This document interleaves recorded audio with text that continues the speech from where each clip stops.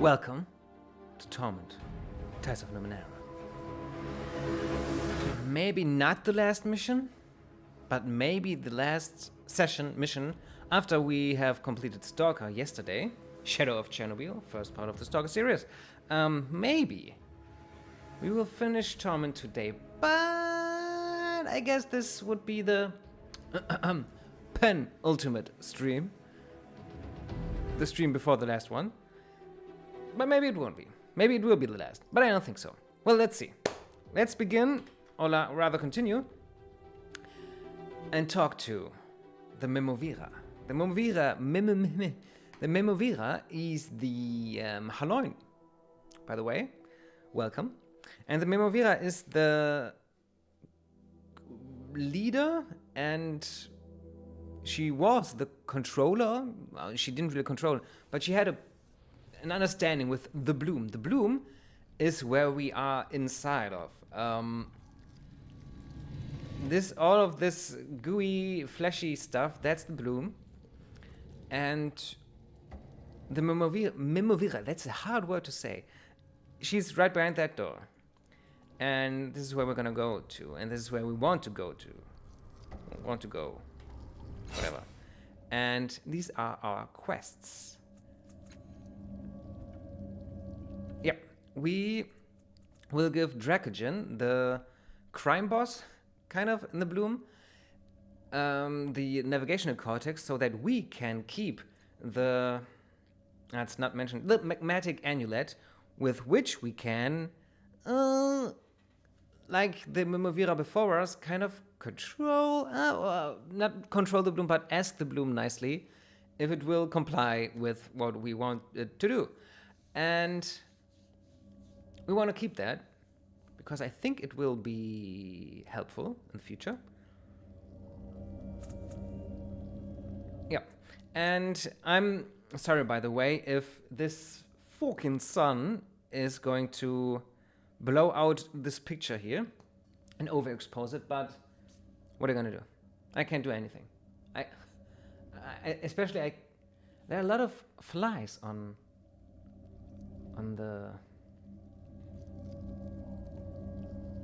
you know? And now it's there, the sun. Ah, fuck it. There's nothing else to do here. We have done everything our character with his conscience can do here in the bloom. And in the game, I think. I don't know if I've really missed anything. And I think I will also read out all of these codex things after we have done the next mission, which will be help the Memovira. And that's why this stream is called the Memovira's Mission. Pretty cool. They look pretty cool, my people. Okie dokie. Hey, Dracogen. Dracogen's voice is less patient. You return again. Surely this time you bear what you promised. Alas, you do not. The time of mere mortals is not of the same scale allotted to casters, friend. I urge you to speed your search. Some questions, but nothing. Again, nothing that we haven't asked so far. Yeah. No. Yeah, we will tell you one thing, Dracogen. I want to talk to you about the amulet. Do you know what an amulet is? It's not an amulet. Because if it was, they would have called it like an amulet. But it's not an amulet, it's an annulet. Or a nullet? Like a mullet? Are you prepared to fulfill... Excuse me. To fulfill your end of the bargain, then? Cortex in place of the amulet, okay, Dracogen? I'm ready to become even more His smile, and Eritas is very happy. His smile disappears as he considers your words. He licks his lips nervously and places his hand to his forehead as if you were suddenly stricken with a headache, or if you were communicating. He looks up after a brief moment, his smile returning, though not nearly as wide. Your words are wise. I will accept. He places it into a flat pouch at his hip, and no shape distorts the pouch, as if it were merely a gateway to some larger place. The navigational cortex. Oh, the pouch. And we gave to Dracogen, we gave the navigational cortex. This concludes your part of the transaction. Let me honor mine. Come with me. Okay, if you say so. Da da da da da da da da da. And now we meet the Memovira. Wasser's Leben, water's life. Ba ba ba ba da. This way, draw any weapons and you'll be one head shorter? I don't know what it said. He said, she said.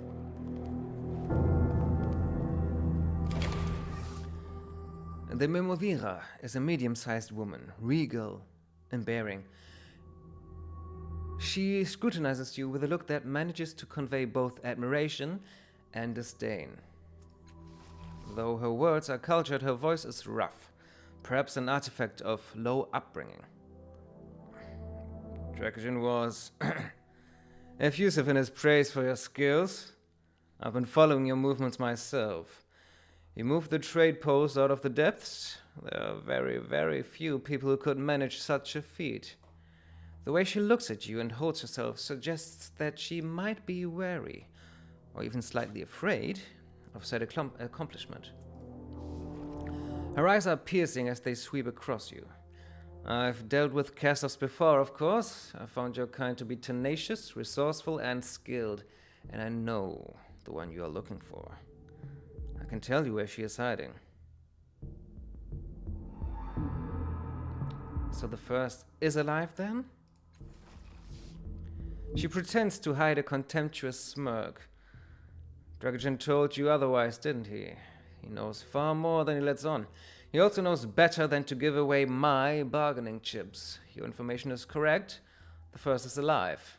But like Dracogen, I'm not inclined to give away my secrets for free. I understand she's been hidden from your kind for over a century. I have no qualms about betraying her, but the cost will be steep. I've lost someone. An important member of my organization. You've no doubt heard of the recent changes in the Bloom. Perhaps you have even heard the rumor that it has turned against me. To some extent, that is true. Ishin is the victim of that betrayal. She looks at the floor, saddened. Ishin was my best scholar, a genius with the Numenera. Through my own means, I've divined that he still lives, but I cannot reach him. The Bloom has taken Ishin to its heart.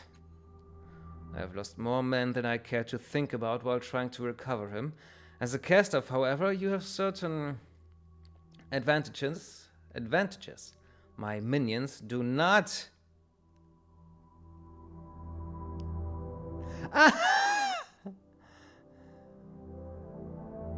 Hey Bamsebiene, kein Problem, man kann auch mal kurz auf Deutsch wechseln.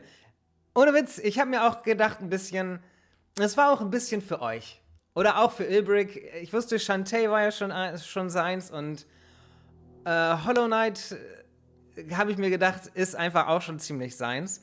Und ihr als mit meine treuesten Zuschauerinnen und Zuschauer, also einen davon, dachte ich mir, spiele ich mal Hollow Knight. Außerdem kommt es richtig gut auf Twitch an, unter den Top 500, auf Platz 100 irgendwas, glaube ich, von den Viewern. Und ich habe Lust auf ein Controller-Spiel, was dem schon zugute kam, weil hier tut langsam ein bisschen weh manchmal, so die Hände vom ganzen Tastatur und Maus. Und deswegen Hollow Knight. Und es soll halt richtig, richtig gut sein. Von wegen, wie lange ich durchhalte und sehr anspruchsvoll. Ich will es durchspielen.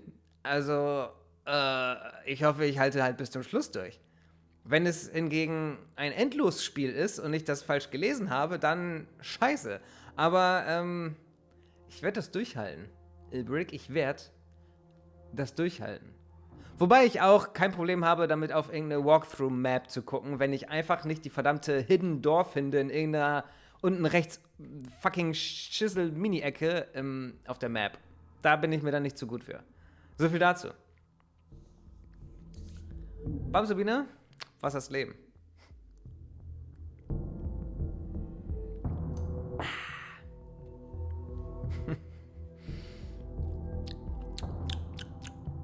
Ist dir übrigens auch aufgefallen, Bamse, der hat jemand einen Sub geschenkt. War wahrscheinlich Kaninchen oder Happy Fries. Hier wurden richtig viele Subs letztens verteilt und jetzt bist du Abonnentin und kannst endlich auch Squiggly einfach so benutzen. Hey, wie cool. Okay, ich komme mich nur gerade drauf, weil ich den Sack Mehl neben deinem Namen sehe. Ich bin auch sehr gespannt.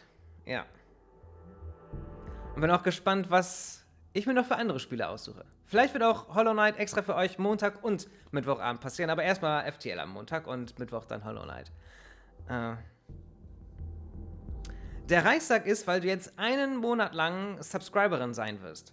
Und dann bekommt man einen Reissack. Das ist kein Reissack. Das ist ein Mehlsack. Und je länger du da bleibst, desto mehr verändert sich diese Badge, heißt das, also eine Marke neben deinem Namen. Und weil es dir geschenkt wurde. Weil hier einfach verrückte Leute waren und hier ein Hype-Train gestartet wurde und die da richtig aus den Vollen geschossen haben, in die Vollen gelangt. Ich weiß gar nicht, wie es heißt. Back to the game. Her tone becomes curt. Ja, genau die. Love and Hype and Halloin und Rip. Ooh.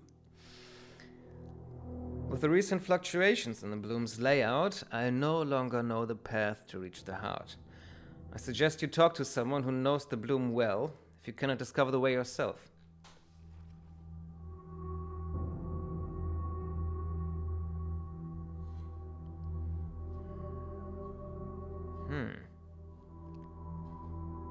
Ja, komm, vielleicht. Maybe the first one can help me.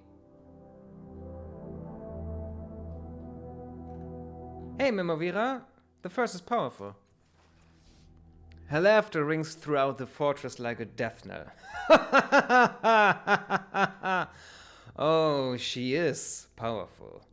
Of that have no doubt, Castoff, and I am sure she will not be as helpful to you as you think. Her smile disappears as quickly as it arrived. I do apologize if I gave the impression that this was a discussion. I have made my offer. Rescue my friend from the bloom's heart, and you shall have the location of your precious first. Fail, and you will not. Do I make myself clear? Her voice returns to its ordinary tones. Now, if you'll excuse me, I have an organization to maintain. Ja, dankeschön. Dir auch. Viel Spaß mit allem, was ihr tut. Bamsebine. Tschö mit Ö. Und Tschüssikowski. Adios. Und ach, die besten. Du hast, glaube ich, 3 Reime, auf die ich nie komme.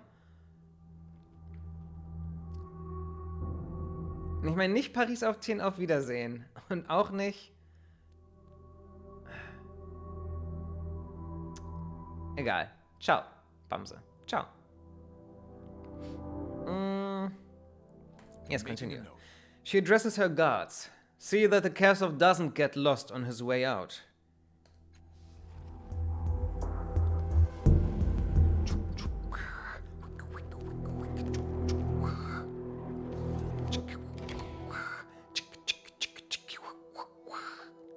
Okay, now we have to go to, and if we know one guy that knows his way around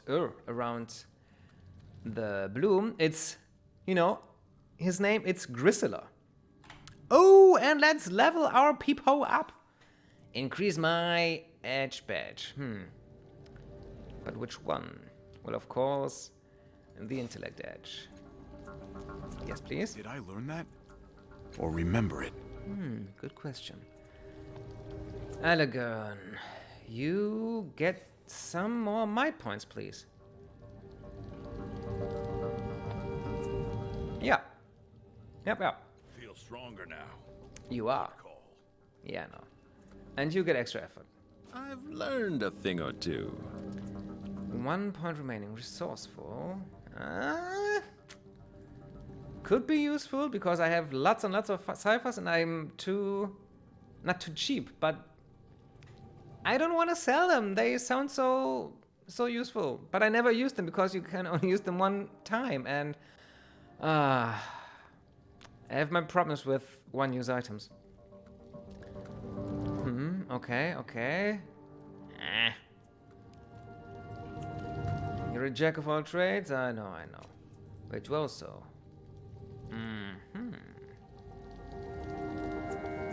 Plus 1 effort, 7 effort.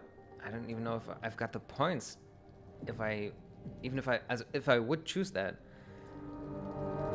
And you light armor. Don't you have light armor?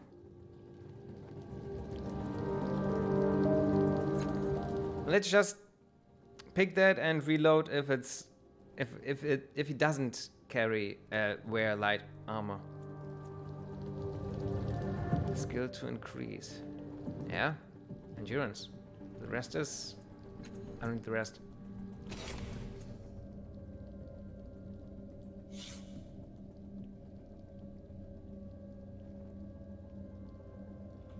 Maybe it's no armor at all? I mean, it's a loose-fitting shirt. It sounds like light armor. Dashing and roguish.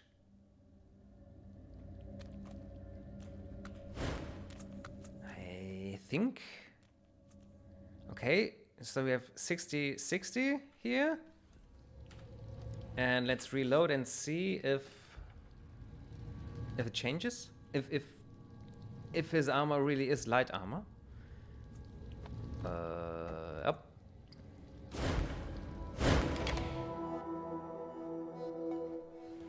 Too bad. If you start the level up process, you cannot go back and see and correct your.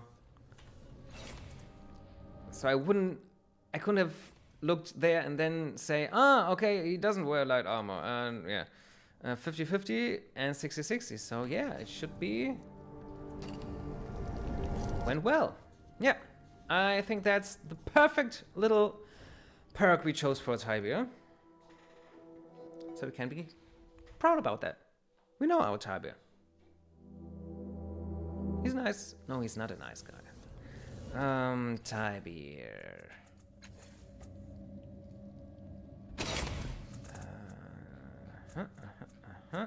Train without armor. Yeah. Cool. And you, Eratus. What kind of skill? Ooh, more smashing? Maybe. Or more might? Maybe. I give him some smashing. Yeah. Confirm. Stories will be told of this day where Eratus got his skill. I don't even know what I did with him just now. Yeah, his smashing skill. Bruska.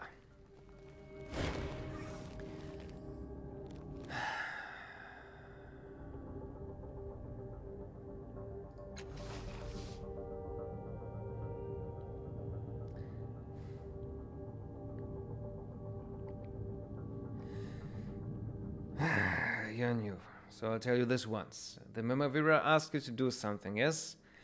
Well, you don't get to see her until you've done it. No exceptions. Oh, please! No. She doesn't even look at us. Look at us through the lens of a camera. Are you a bloom expert? Does it remove all of our hate? Here. Now. My friend, how can I be of assistance to you today? What would you give me for the magmatic amulet? You wish to return it to me now. The codex was enough, friend, but I will gladly accept the amulet. My firm offer is 500 shins. Or perhaps I could trade you for another device. It came into my possession via a caster named Vicarian. She called it a mare caster. Ah, not today. A pity. A pity indeed. Perhaps we can come to an agreement some other time. Yeah, maybe. Let's go. After we've used this thing, when we got to the bloom heart, the heart of the bloom. Again, farewell.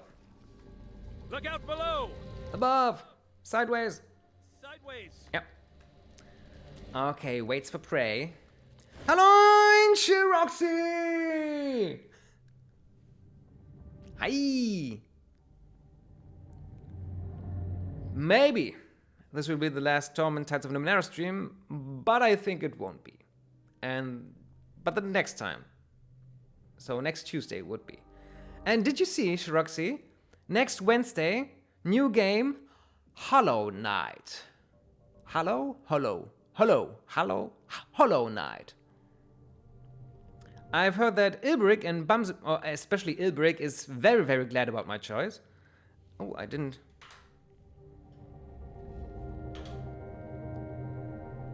Because I think he's a big Metroidvania fan. And it's got good Twitch stats. Many people like Hollow Knight on Twitch. Just so you know. Next Wednesday, Hollow Knight.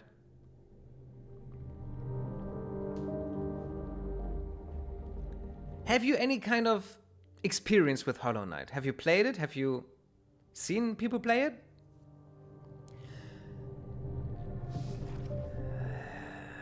Farewell. Wait for prey. Yeah, I'll let you live. No. Okay. Then this will be your first time. Let me turn on the light. It got much darker, much sooner.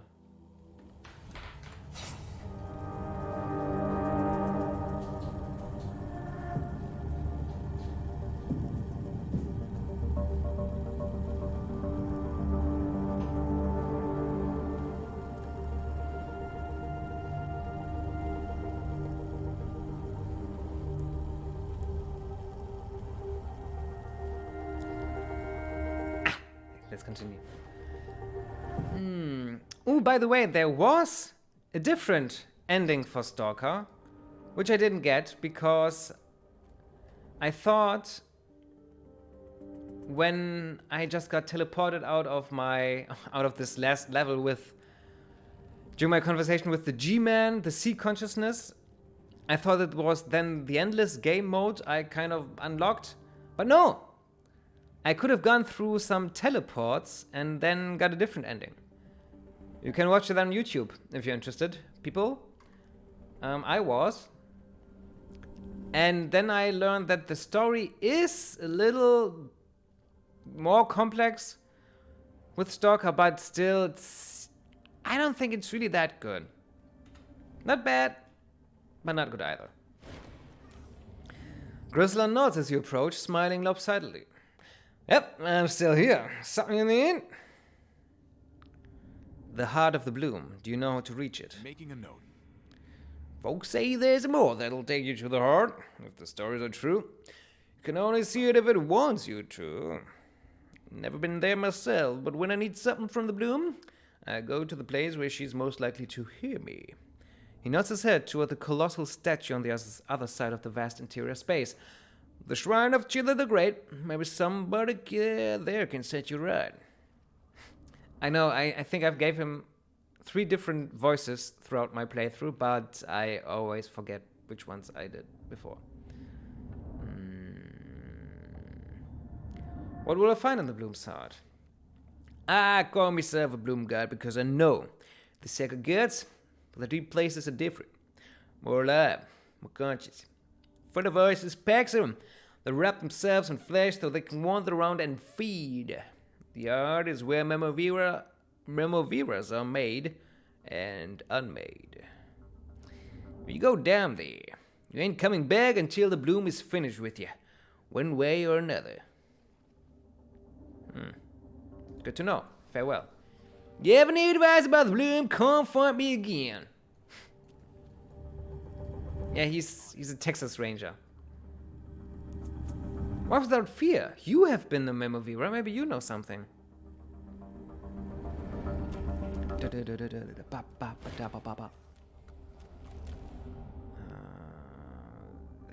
Again. Farewell. Ready. Ready.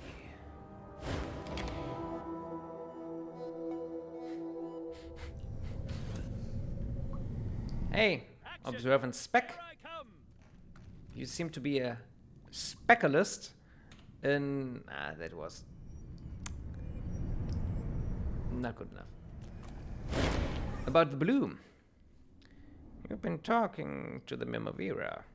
She sent you to claim something from the heart, hasn't she? Or rather, someone. Too frightened to go herself, for she knows what will happen if she does. What will happen? The bloom will eat her, body and soul. It doesn't matter how long she puts it off. The bloom will have her in the end.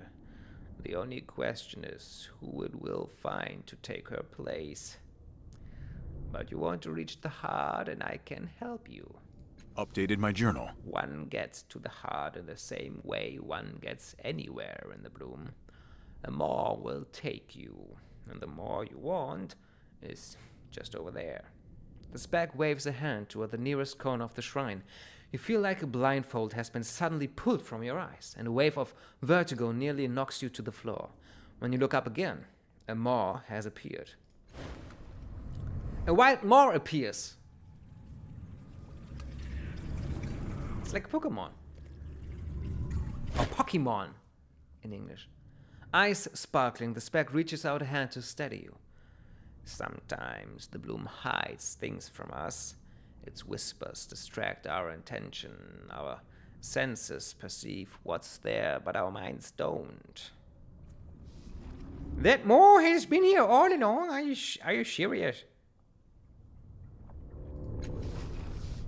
So it has, but only my eyes could see, even now. The others are blissfully unaware. She gestures at the cultists. Some of them catch a glimpse now and then, but the whispers make them forget. What does it lead, and what does it lead? And where does it lead? Exactly where you want to go. To the heart, to the source of all the whispers. Again? What does it eat? Making a note. Predators. But only those who are feared above all others. A person, a creature. The maw doesn't care. Getting them into the maw, that's the hard part. Again?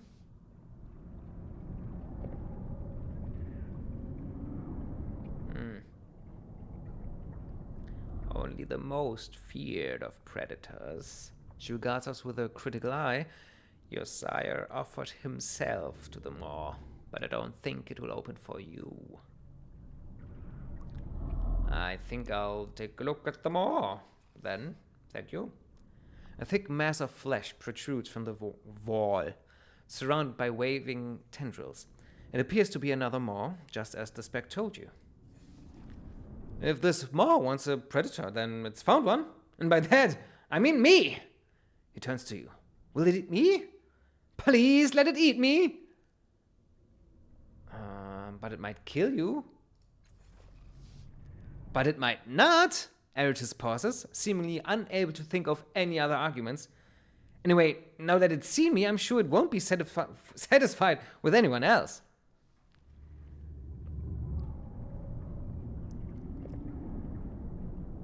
Observe the behavior of the bloom tongues. You watch as the tendrils wave about, paying close attention to how they respond to those around you. A few tongues drift lazily toward Tibia. He stares at them, muscles tense, like a man making eye contact with his executioner. When they drift away, he visibly relaxes. The tongues seem confused by Eratus. Some of them orient themselves toward him, their ends twitching furiously, while others pointedly avoid him.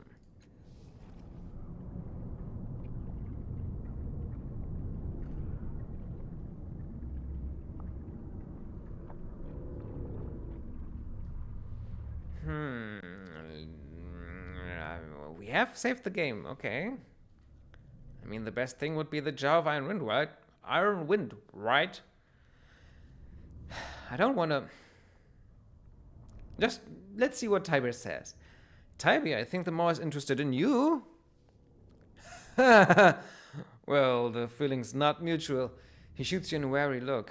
Or are you thinking that this might be your chance to be rid of me?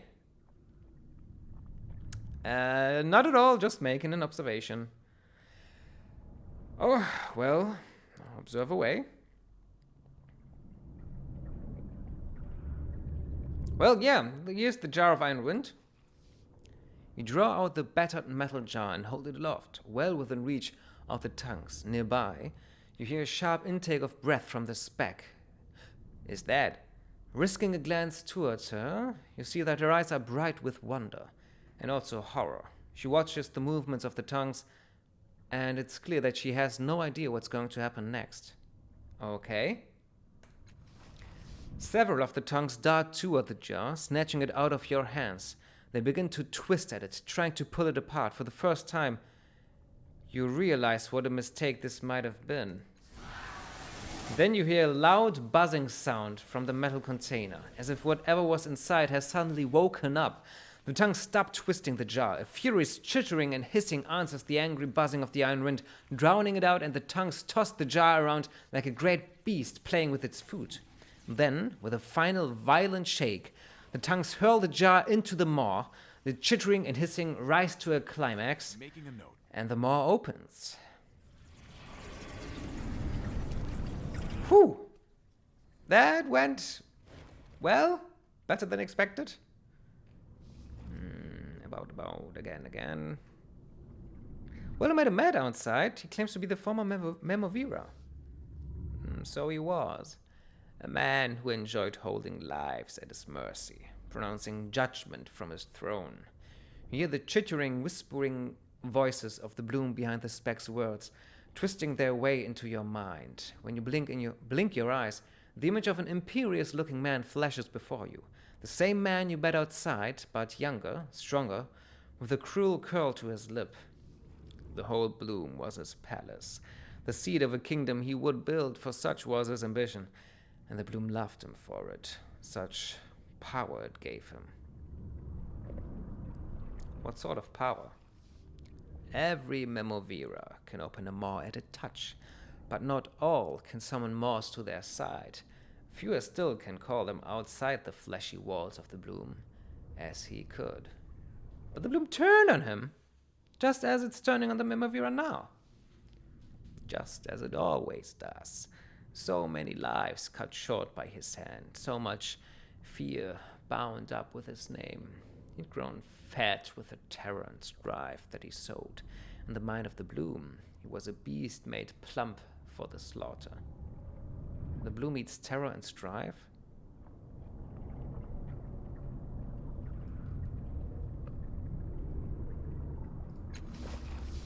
It might. Or perhaps it devoured his legacy of terror and strife, rolling him around in its guts until he was forgotten, until he forgot himself. Who knows? The whispers don't say. He should have seen what was coming and escaped. They never do. Just a little longer, they say to themselves. Another month in power, or another year. That's all I need to build a legacy that will stand forever. The speck slowly spins herself in a circle. It's all a cycle, round and round. Feast on one Memovira, raise another in his place, let the hunger build, and feast again.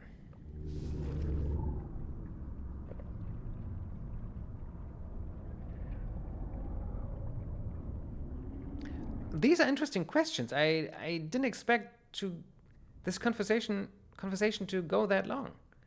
But before we continue, pee break. See you in a minute. A mic check. A mic check.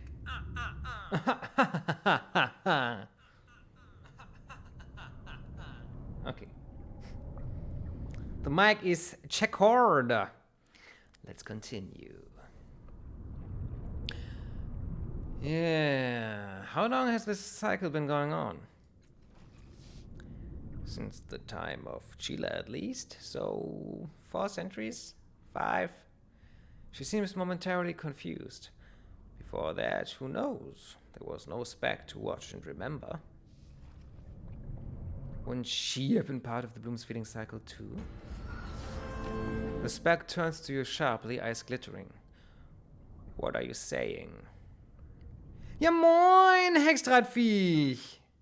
Halloin! Ja moin! Was das Leben willkommen!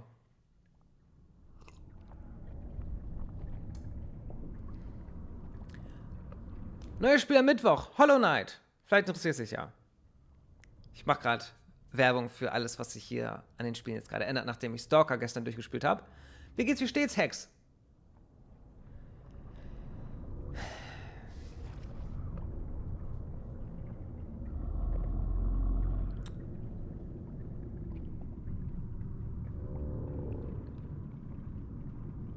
What are we saying? Ah, okay. Sehr gut. Ein sehr gutes Auge vom Hexdrahtviech. Wieso eigentlich, habe ich dich schon mal gefragt, wieso dieser Name? Ich denke immer an Fahrräder. Wegen Drahtesel. Aber mehr verstehe ich nicht. Dass ich das noch nie gefragt habe.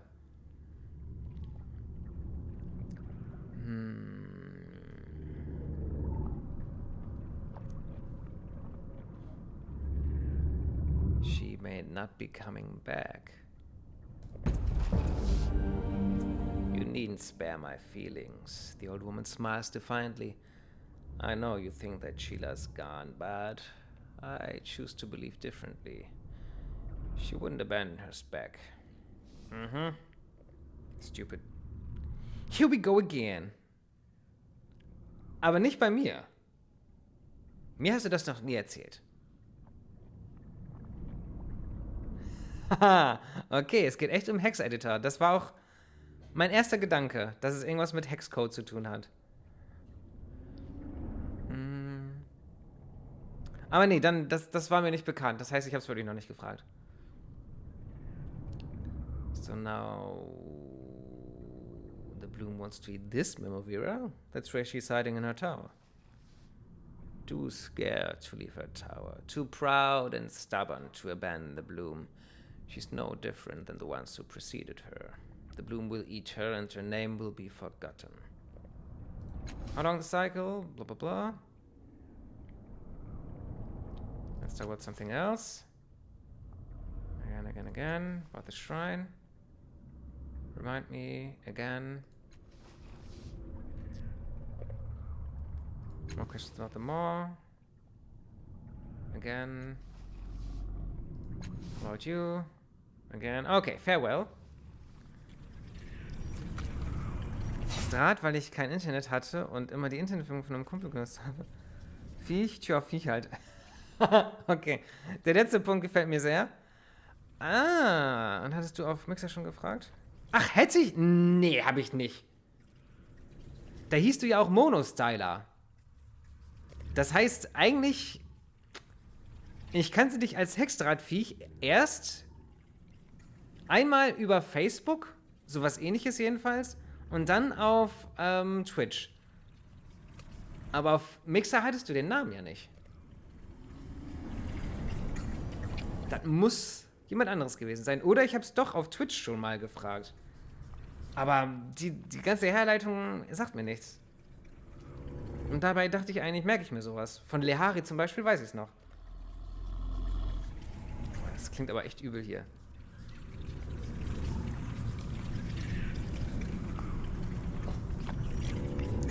Okay, let's step into the bloom. Let's step into the bloom today. Bloom heart. Return to the game. And yeah, ready. enter.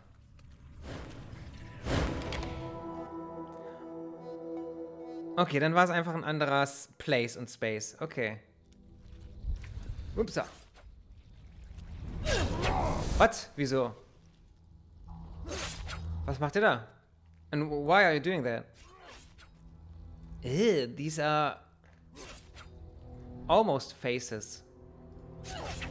The mouths on this pillar are softly breathing in and out. Long streams of yellow drool flow into the depression below. They are breathing, are they? Nah, they're not.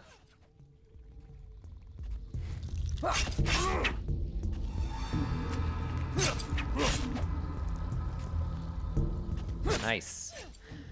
A pillar of abominations is erupting from the floor. Pus and bile drip from the tortured mangle and collect to form a moat at its base. I like this design. I'm a sucker for body horror. The walls are composed of half-formed organs and pulsing arteries. You can hear fluids pumping within and the sounds of flesh chafing against flesh. Oh yeah. Okie dokie. Okay, Vonician. Tell me, what's going on here? The man before you emanates gloom. His body is emaciated, and though he is quite tall, his hunched posture makes him appear shorter. The bags under his eyes are black and pouched, and his lips are almost comically downturned. Most of the time, his body is nearly transparent. Though he fades in and out of view, terror describes every line in his body, every sidelong glance. He sees you approaching and flinches. With a shuddering breath, he straightens, smooths out his ragged clothing, and says, "I'm Vonician. Hello." What can you tell me about this place? The Gullet, they call it. This is where the bloom's food is digested. Where fear fades to despair. Where we wait to dissolve or to die. I've survived longer than the others by hiding in shadows. The ones that fight each other are always looking for prey. He covers his eyes, but you notice they are still open, and his hands are transparent. I've seen such strange things here, such horrible things. Tell me how it came to be here. I don't remember much, he says, touching a ghostly temple with a shaking hand. I was following someone I knew to help them out? Cut them? His fingers press into and through his head, but he doesn't notice. A mob burst from the floor. I felt crunching. He raises his eyes to yours. It was me. My bones? My body? But I'm still here. He stares through one of his transparent hands. Every day, the bloom takes more of me. I'm fading away.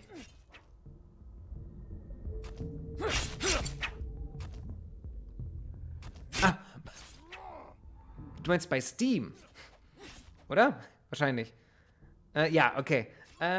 Ja, die haben da, glaube ich, so ein Pack irgendwie, ne? Von den ersten paar Teilen. Da haben sie irgendwie, ich hatte ja schon Final Fantasy VI damals auch dort gespielt und gekauft und gemoddet und dann sah es aus wie alt. Aber ich glaube, die haben das nochmal so eine Art Pixel-Versions irgendwie. Könnte sich lohnen, wenn man es noch nicht hat. He said you see strange things. Like what? I spent a day watching a bulge move down the wall over there, he says, pointing. Thought it was a tumor at first, but then I heard it sobbing, begging for help.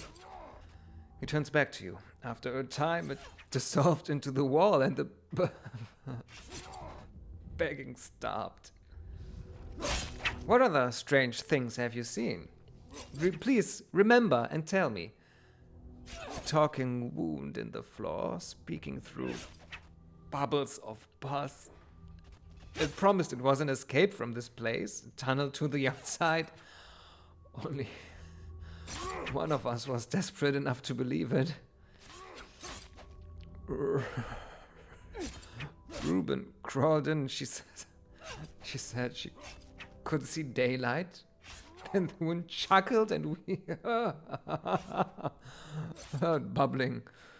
like a pot on the boil. He closes his eyes tight. She screamed for hours and hours. And hours? What other strange things have you seen? The whirlpool. There's something inside it. Down below. A heartbeat like thunder. People who stare down that hole.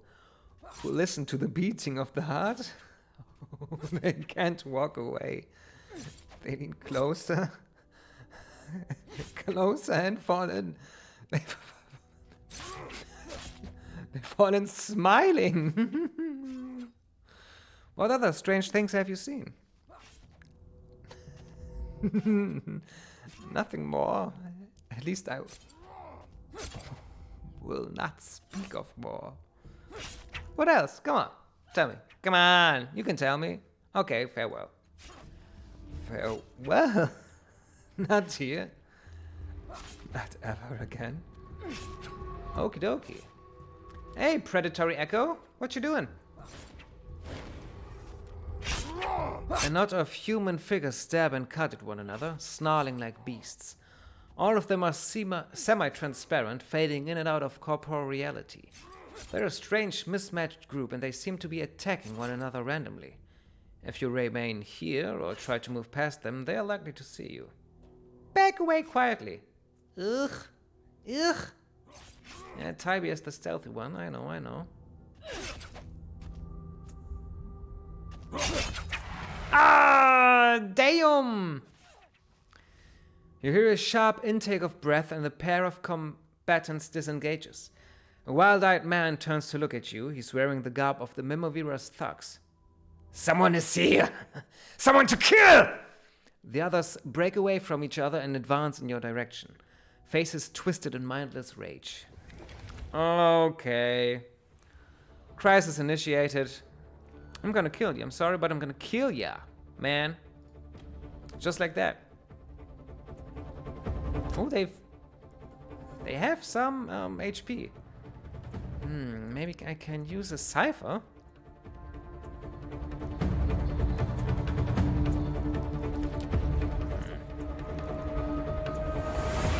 I only have the worst ciphers.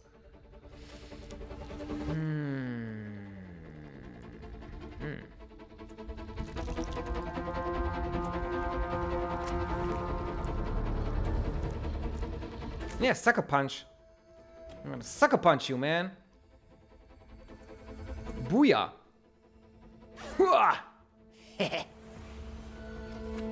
Ertis' turn. I can examine stuff?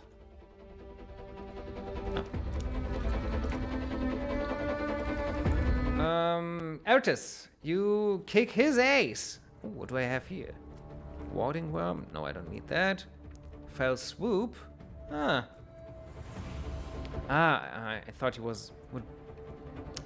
transport, no, teleport that way, but he doesn't. So let's kill him. Kill him. Why can I not put more effort into it?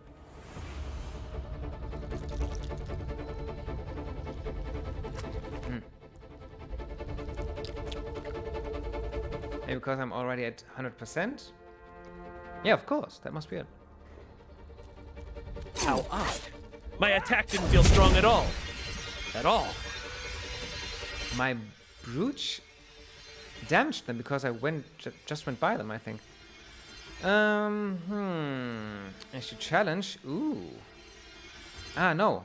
I thought I thought it was a different ability. Well, sucker punch is always nice. Sucker punch him.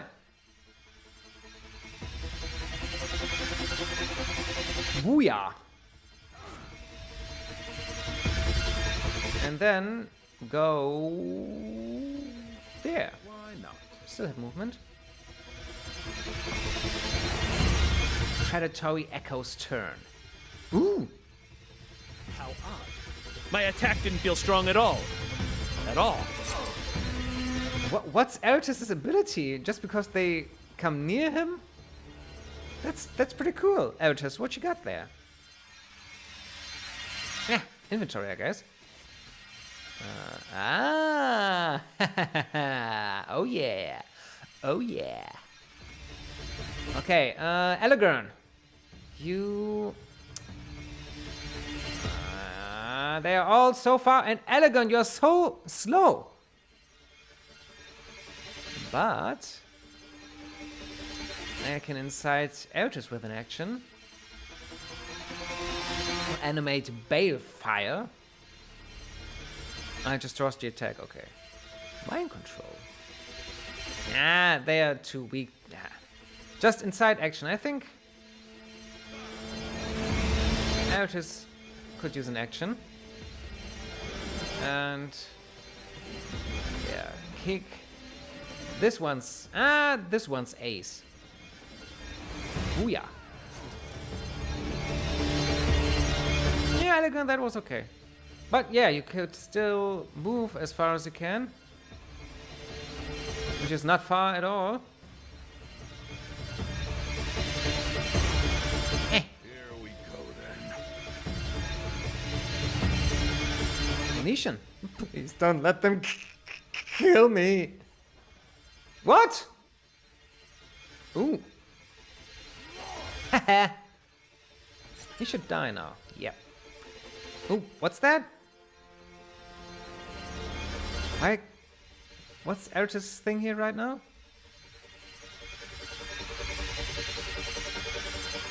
It's my turn. Why does Eric's get one? Let me just click this. Okay, I don't know why. If it was a bug, I don't know. This one's flanked and dead.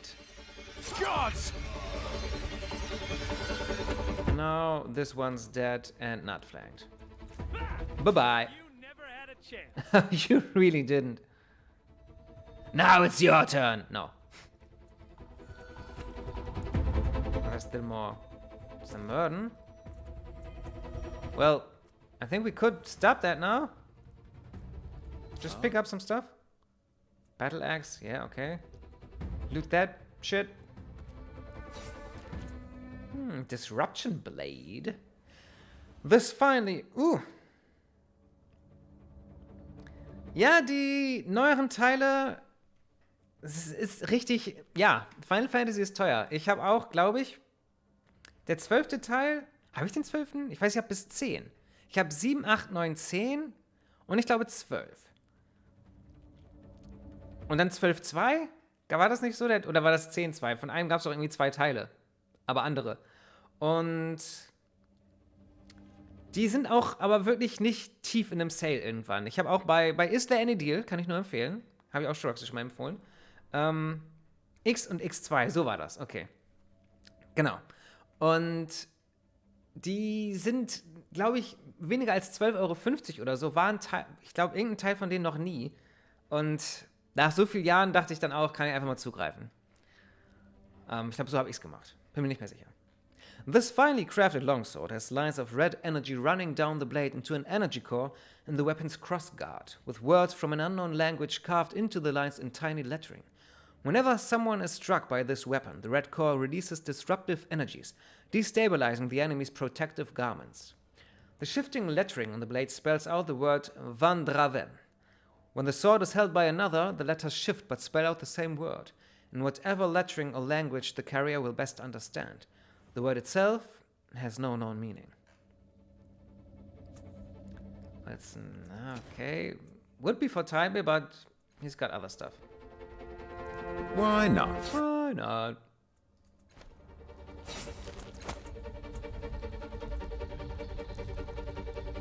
Fair enough. How odd. My attack didn't feel strong at all. Oh, there's still the invisible one. That's why. Oh, okay. Yeah, just kick his ass, man. Kick his ace. Why are you so weak? Do you just have the worst weapon?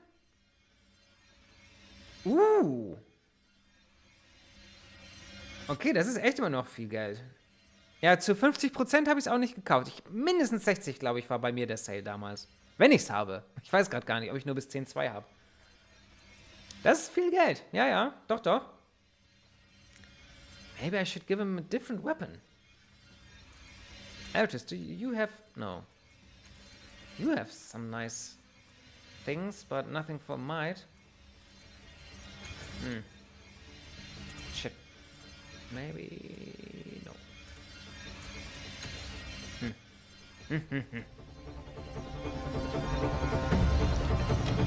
He's more like a bad cleric. Then just inside action.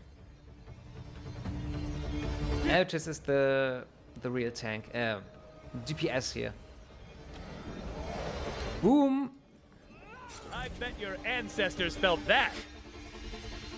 And now to flank him. It's okay, Vonation. Vonation. And now you die. That's the last time you'll touch me. Fine. Take that chisel and put it in the schnizzle to Elegizzle. Yeah, that's funny. And to Tybizzle. That's refined Fleetfoot moss. Do you have that? No, nobody has that. We should go to you. Where it is? You with 5 edge, I don't think you'll ever need that. You get that. Elegant.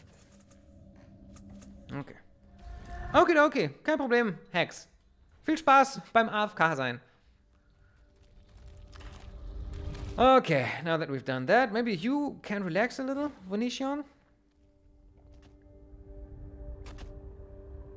Okay, farewell.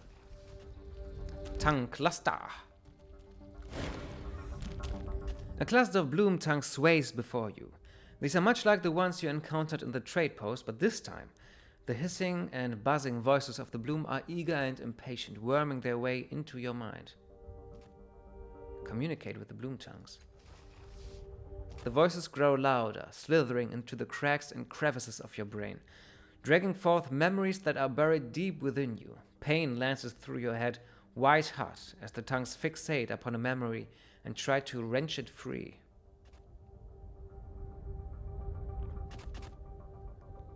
Allow the bloom... Wrench it free? Does it mean that I will remember it then? I did save just now, so allow the bloom tongues to feed. With a final gout of searing agony, a memory bursts into your conscious mind. A great mountain shudders above you. A sickly green glow emanates from its peak, and all around you, pilgrims make their weary way toward it. You recall seeing a star fall, blazing viridian in the night sky, and you knew it held an object of great power, and you wanted it. But now, as you stand on its slopes, a sudden wave of revulsion overcomes you.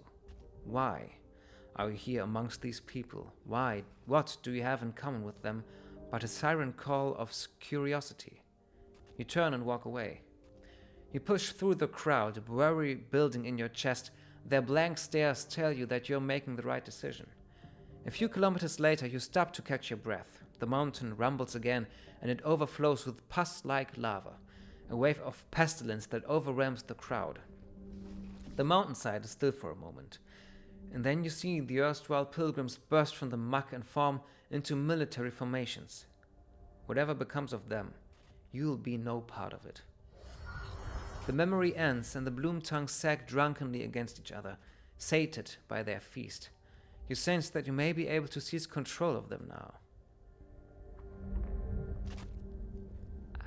Do I want to do that? Is the bloom okay with that? Break my connection? Yeah. But I could do it again? Maybe? Why not? Just one burden? All right. So... doesn't seem... dangerous. Fluid pumps through the giant viscera. Occasionally a larger shape will pass through one of them, and you dimly hear a gurgling sound or a soft moan. It's a plan. wall of bones grows jagged and sharp, covered with tiny protrusions that would rip bare flesh. My way. This fat, blubbery flesh is soft and yielding, threatening to suck you down if you try to wade through it. Ugh. Disgusting shit here. Hey, Mern. Mr. Mern. The down of this Mern is patchy and streaked with its abhuman blood. Glassy eyes filled with hatred stare at you, and its beak dribbles foam. It cradles a ragged bundle fiercely to its chest. As you approach, the Murden blasts a field of static into your mind. You involuntarily step back, unable to get any closer to the creature. Unlike other Murdens you've encountered, the mental blast of this one is not just annoying, it's actively painful. The Murden is clearly in a feral, desperate state. Its glassy eyes suggest delirium or madness. Perhaps this has somehow intensified its psychic abilities.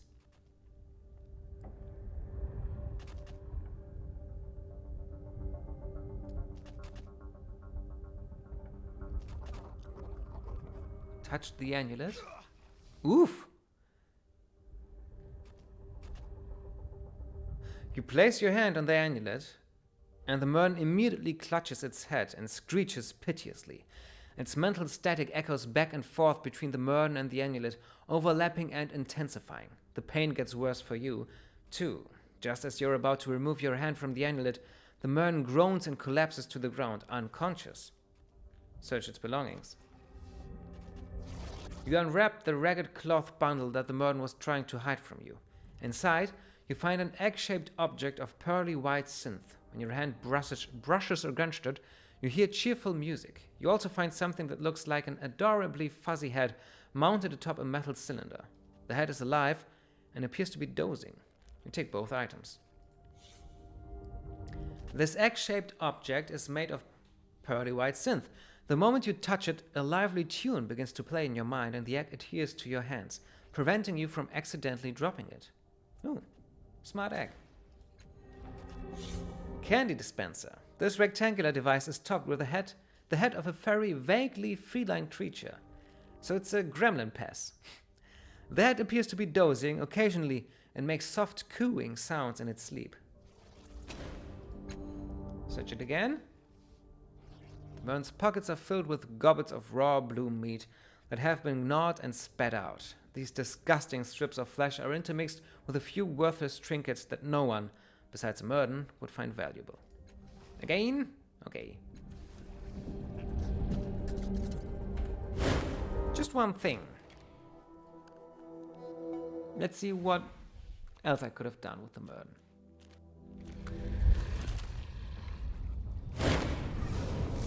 How did you get here? What's the bundle you're holding? Push through? No problem for me, Mr. Murden. I'm way too strong. The Murden's mental shrieking batters your mind, but somehow you're able to overcome the pain to step closer to the Murden. You can reach out and touch it from here. The Mern's beak opens and closes, snapping at you in a desperate attempt to hold you off. With one hand, it tries to conceal its cloth bundle behind its back. Leave the Mern alone. Fair enough. And what would happen if we did do anything with the tongue cluster? Now that we're in this alternative reality, and will soon load again. Use the amulet. Take control. Reach across the barrier that separates your consciousness from that of the tongues. They try to resist, but your mind is stronger, and you silence them. As long as you maintain your connection, they are yours to command. The cluster of tongues is another tiny locus of the Bloom's consciousness, extending throughout this chamber. Beyond that, their influence fades, but they control most of what happens here. And now, by extension, so do you.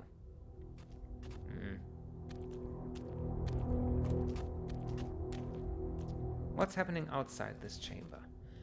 The roots of these tongues extend beyond the limits of this chamber, where they are joined by countless more. Twisted and knotted together, they chitter and screech in a million little voices, snaking down toward something else. a vast, unfathomable presence that subsumes them all.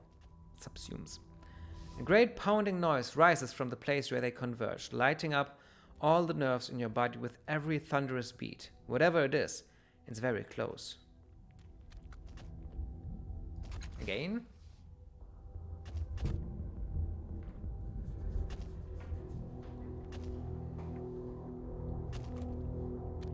Break my connection. Happy to. I hope the bloom doesn't take that personally.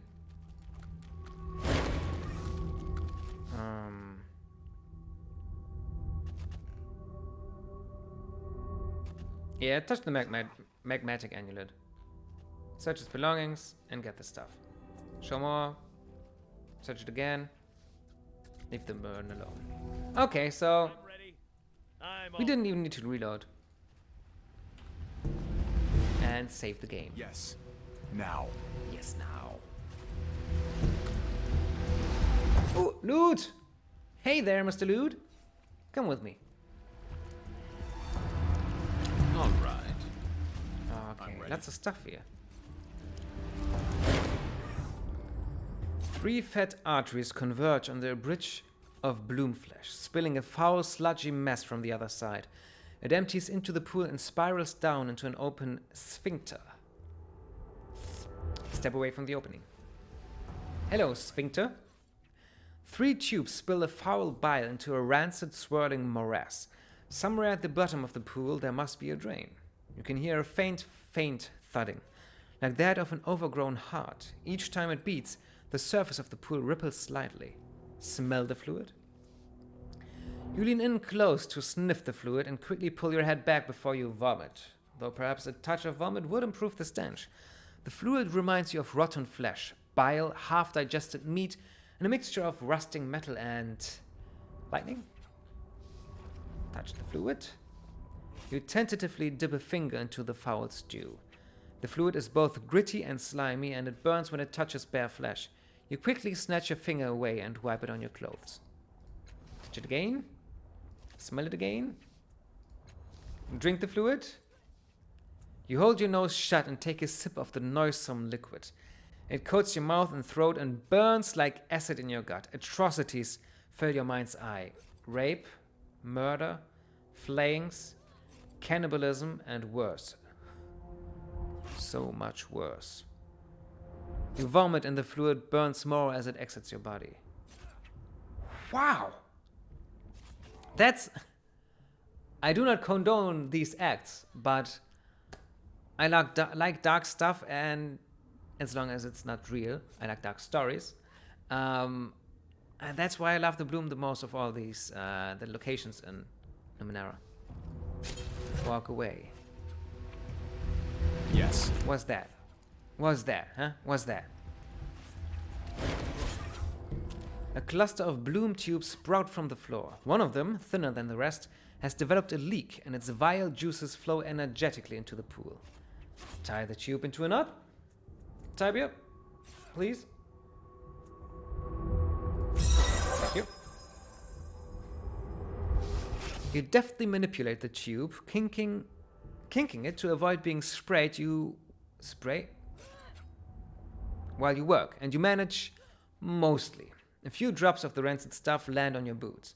With the fluid pressure momentarily relieved, you expertly tie the bloom tube into a knot. When you release it, the knot holds. No more fluid leaks from this cluster. The level of the pool drops noticeably. Step away from the tubes. Okay. Now that the tube has been blocked off, the bloom's juices have stopped leaking into the pool. The cluster of tubes looks like it could support your weight, but they are not long enough to help you climb all the way to the bottom of the empty pool. Well, it's not empty. Well, that's the first problem here. Done. What's that? Another sphincter. How nice. How quaint. From a bloated sphincter in the wall, a vile mix spews into the room, flowing down into the pool. It smells like a foul coupling of sewage and vomit. Plug the sphincter with the white synth egg. We will do that just after we have read about the egg. This egg-shaped object is made of... We already have. Yeah, Thump.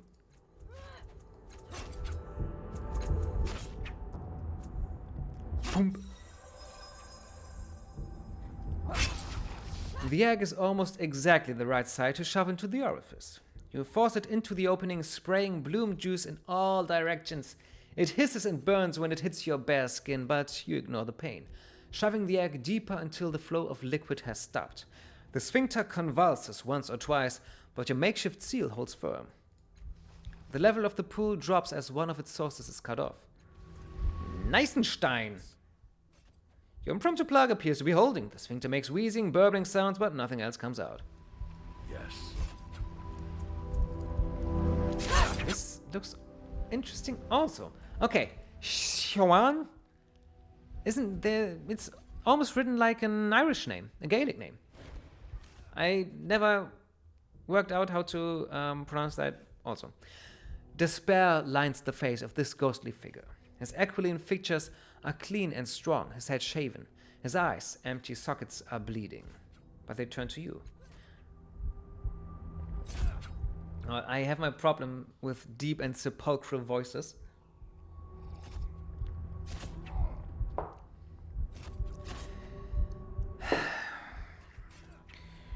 Hello. I'm glad you're here. Kill me, please.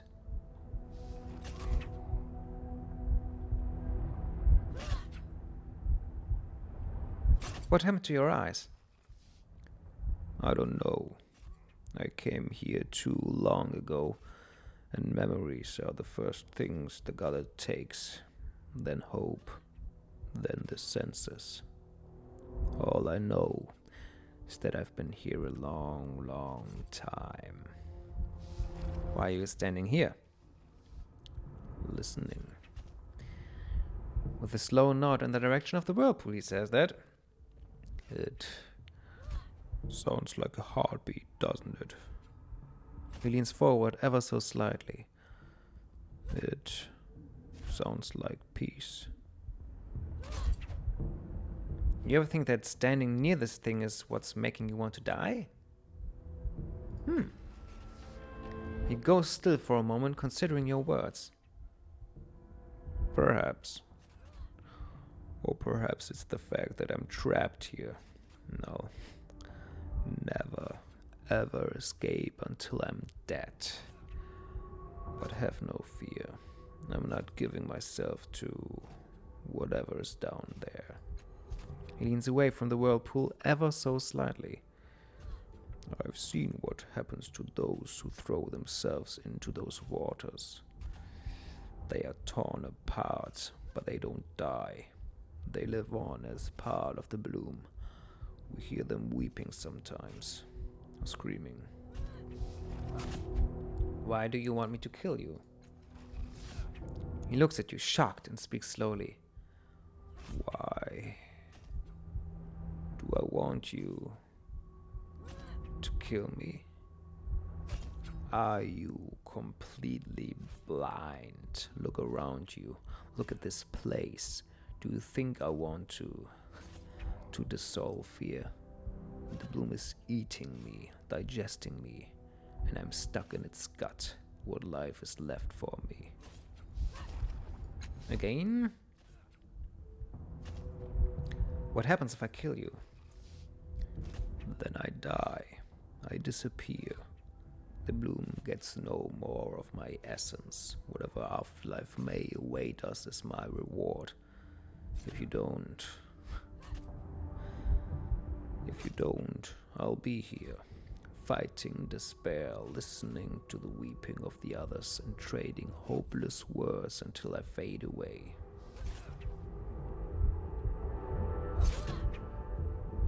You shouldn't be so willing to throw away your life. I mean, come on. He's almost not existent anymore. On the other hand, there's some pretty weird people strolling around Sargus Cliffs, so maybe that's not a problem. Really? He says with a scornful smile, A thread of blood spills from an eye socket and he wipes it, leaving a blurred arc of crimson across his cheekbone. My life is over, stranger. The bloom is digesting me, and I can't escape. Nothing I do here will matter. So tell me, why shouldn't I throw away my life, as you put it? What value does it have down here? What would you have me wait for?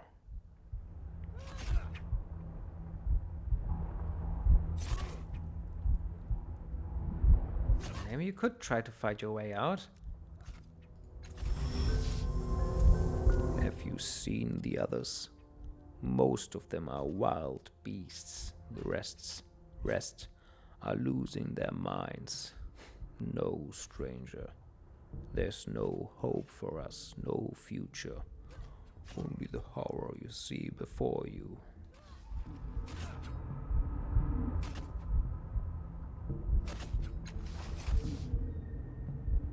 The bloom is weakened fractionally. Okay. I die. I see suffering. I don't stand here blind in the wet dark until the bloom digests me. Farewell. I think we will kill him because this sounds like a very, very bad fate. But I think I did that in my first playthrough, and phew, that was way too loud. I'm sorry. But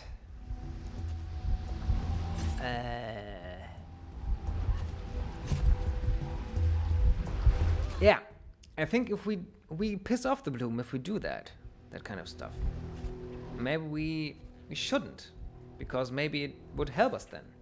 I don't know. What's here? Herja. And more echoes. Okay.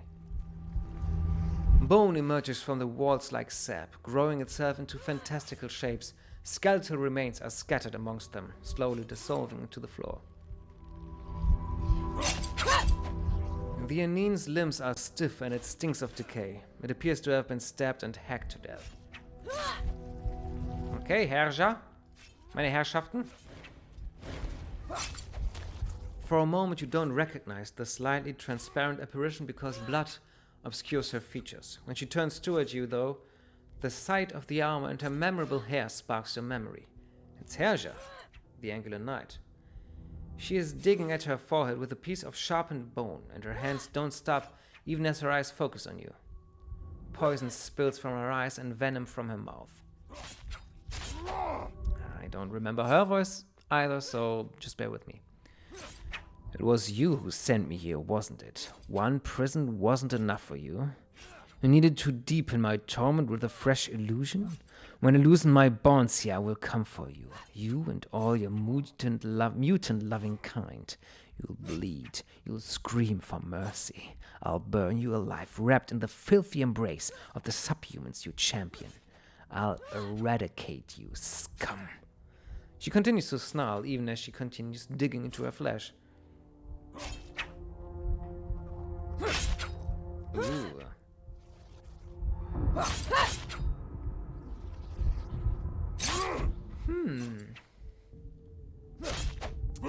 I like all of the first three options. If you want to choose one of these choices, go ahead and choose.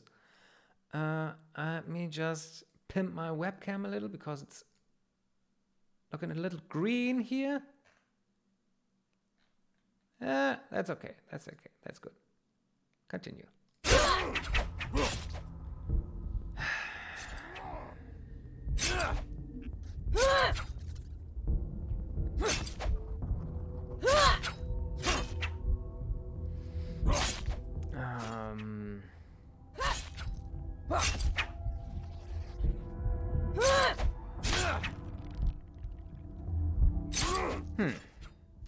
I think this is even more insulting, but this is really, really annoying.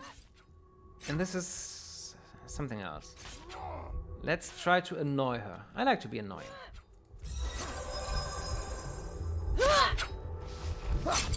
Calm myself? Come? I should spill your blood. No. No. You were fair to me. I need to hold on to that center, that self. You're not a part of this. What's a part of this? The anger fades from her, replaced by uncertainty and doubt. She wraps her arms tightly around her body and rocks back and forth, trying to convince herself of some truth. Any truth. Illusion? Truth? What of my memories? What of my childhood? I don't remember! As she speaks, she gradually fades from view. Oh! Well, bye. The reef of bone is almost beautiful. Perhaps these are the skeletal remnants of the bloom's victims, transformed by the bloom for some purpose of its own. Yeah, well, let's try to go there.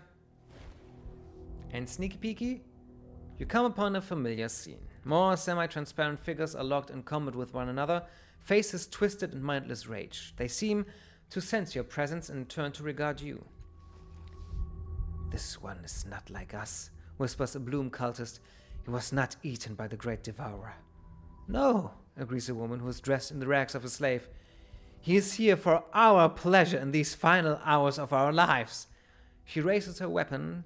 Her comrades do the same, baring their teeth and hissing like animals. Yeah. Come on. Give it to me. Come on. You got nothing on me, man. Nothing.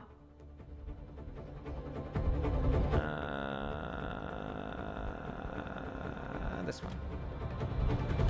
What about HP? The Murden has the least amount of HP, but ooh, this would almost kill him. At least. Booyah! And then, oh, nothing else. Elchis, you kick his ass. Only 12? 11? 11? Oh, there's another one. 12, okay. I could try and flank this one, so let's do that.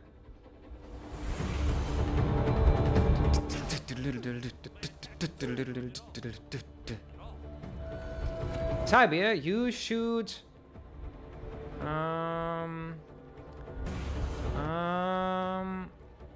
He should be flanked.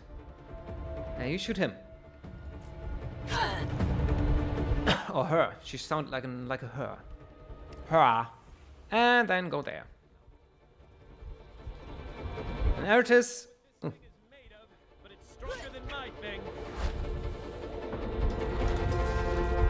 Ouchie! Oh! I want the Murden to die. You should. Nice. That's a cool artifact from Eritis, because I save in action, even so when some enemies only have 3 HP left or something, I save the action and don't have to attack them. Yeah. And I somehow get a bonus attack sometimes. I don't know why, but I do. Now let's incite some action. Ertis. You are shitballs.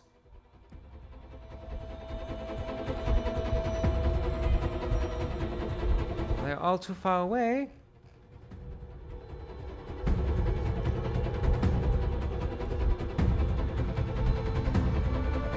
Can I still... Oh, I can still cancel that. Good. Good. And then punch him. Punch this guy. With your 7 damage, but better than nothing. I barely heard it. Try something else. Yeah, I don't understand that. This thing is made of, but it's stronger than my thing. Ow! My attack didn't feel strong at all. At all. They have me surrounded. I think the predatory echo should die any second now. Oh, there's... they do have you surrounded. Damn. Yeah. Kick his ace. maybe just go somewhere else to flank them instead of the other way around. There it is. This one will die anyway. Yeah. Kick his ace. Ooh, no, wait. I do have...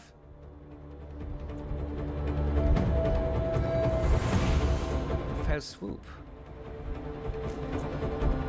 All enemies who fail to evade. Aren't there 3 of them right before me? So, yeah. Booyah! My attack didn't feel strong at all. And then run around that way. Something to do. And Tibia, you shoot this guy. If you and use also the sucker punch. Your cool sucker punch. And plus, how much does it have left? 17. So yeah, 30 plus 8. Kill it. No hard feelings. And yeah. I don't know what this thing is made of. Nice. Stronger than my thing. Haha, missed. Elegant. Kick him. Kick him when he's down. Why are you so weak, Elegant? I don't understand.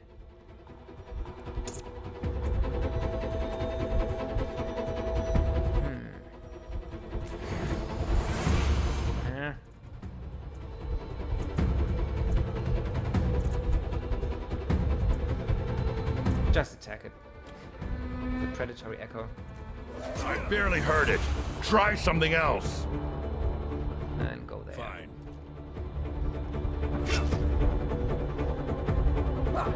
Haha. Now, I guess it's my turn again to kill Dadden. Strike me. Really?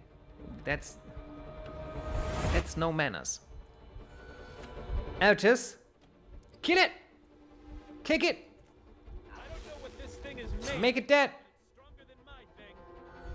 Tyra, you make it dead too! With your sucker punch. Ah, kaboom, baby! Sucker punch, man. Okie dokie. Let's get that. And that. And that. And Here that. we go then. Take it. Not take it. Take that. Take it all. Take this loot. Ooh, black stone rings. This curious object is a pair of linked rings made of a black stone-like substance. Together, they are solid, the size of a clenched fist. But they can be disjointed and connected again, each time reforming into perfect circles. Take it all. And then take this. Take it all. And look at that. Almost beautiful. And go there. This dead woman bears numerous stab wounds, probably inflicted by the predatory echoes that seem to infest the Gullet. Judging by the scrawled maps and notes that are stuffed amongst her things, she may have been an explorer or a bloom guide. It looks as though her belts and pouches are mostly intact. Search the corpse. We have some obedient rope. Made from some type of synth material, this rope is 15 meters in length and looks sturdy and strong. As you hold it, it squirms gently in your hands, trying to wrap itself around your wrists. It appears to possess a rudimentary form of intelligence, perhaps even sentience. It can tie and untie itself on command. Okay. You kneel down next to the corpse and let your trained eyes rove across her body. Here, a pouch seems to bulge, and your hand dips in and returns with a handful of shins. There, a pocket lies flat, and you ignore it. You realize that the guide's belt is no such thing. It's a length of synth rope, about 50 meters long. Just like I read out. Search the corpse again. Nothing else. Leave the body alone. What can it do? Artifact? Item? Artifact? use these rings. Okay. This curious object consists of a pair of heavy linked rings made of a black stone-like substance. Locked together, they appear complete. I've read it out. Inspect the rings. Regarding them more closely, it strikes you that these are not two separate rings, but rather two representations of the same ring. Putting your ear to them, you hear a slight hum of trans-dimensional power. You feel like they could be useful somehow, though it's not immediately apparent what that use might be. Try to discern the function of these rings.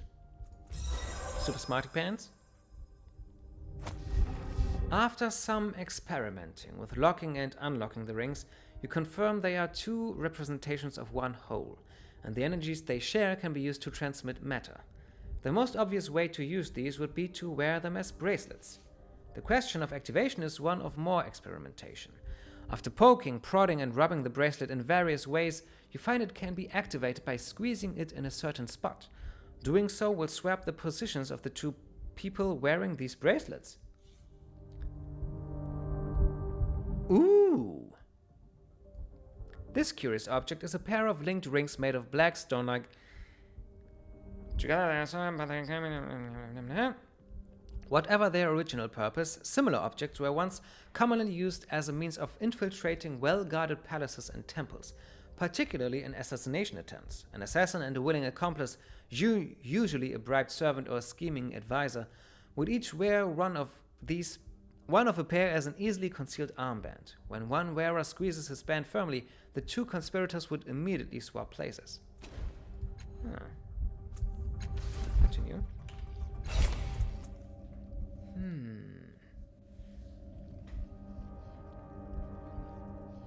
That would be cool for...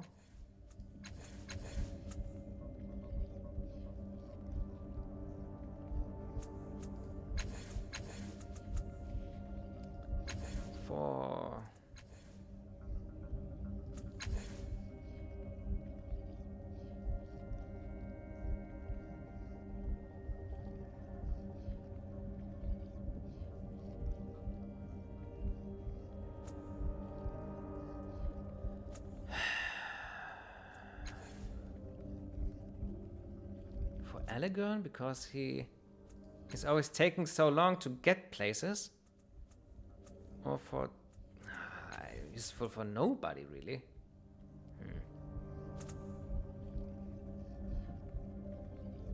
Just keep it as long as you can. Ooh, we can use the pest dispenser. This is a rectangular device with the likeness of a furry, feline-like creature's head at one end. It may be some kind of toy, or the device grows warm in your hand. And with a wide yawn, the creature opens overlarge eyes and gazes up at you with laugh-struck awe. With twin clicks, the outlines of long, slender, four-fingered hands protrude from either side of the device. Examine the device. You turn the device over to examine the casing. The creature coos with interest at the side of the floor. On the bottom, opposite the head, you find a carving of a stylized sun with a hole at its center. You don't recognize the symbol, however, and can't tell if it's a maker's mark or something else entirely. Tiny indentations beneath the protruding hands catch your attention. They seem more than simple decoration. You run your finger over them, probing carefully. Ribs. They appear to be this creature's ribs pushing through the warm skin of the device. What's your name? The creature responds, rubbing its furry head against the pad of your thumb. Head on a stick, eh? Saw something like this at a party once, except it wasn't an adorable little creature. He ponders it, trying to remember. Yes. It was this sort of fleshy stalk with 7 faces. It opened its mouth and screamed, "Satisfy my breathing holes!" There's 1,000 ways to kill the mood at an orgy, and that turned out to be one of them. I guess so.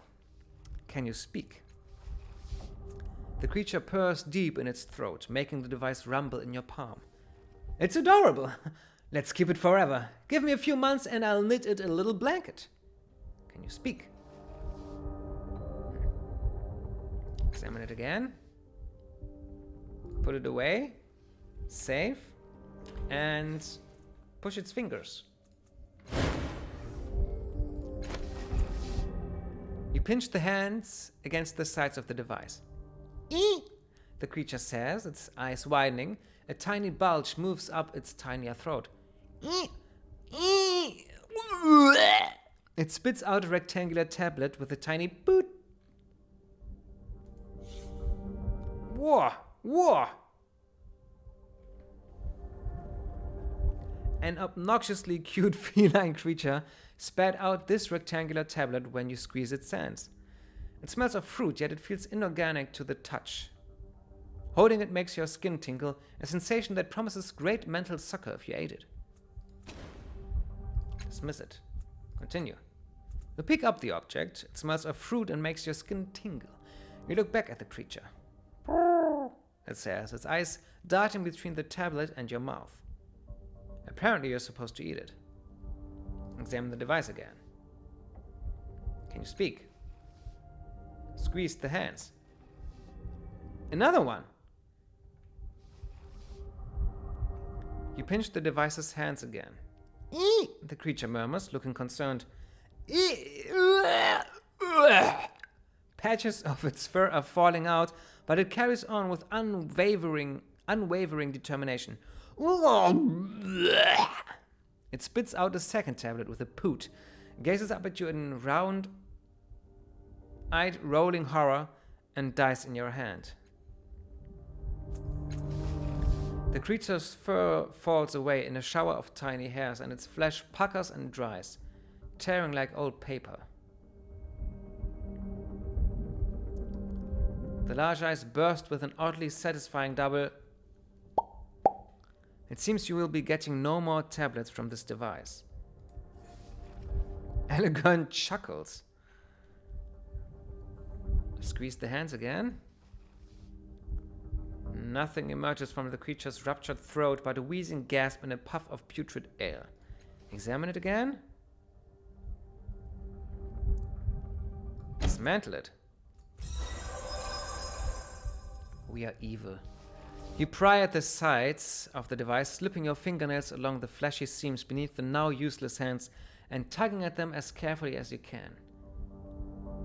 Without warning, the device cracks apart with a spray of pink fluid and tiny organs. Sorting through the gore, you find a tiny blinking nodule. Perhaps this is what was keeping the creature alive all this time. This flesh-colored device looks like a slug that absorbed a blinking device and moves with writhing pulses and gleefully attaches itself to any exposed skin. Whatever its purpose, when attached to the skin it offers great healing to the user. After a short while it becomes brittle and dissipates into dust with a screech. Nice. I think that's that, okay. Yeah, that's a cipher sickness.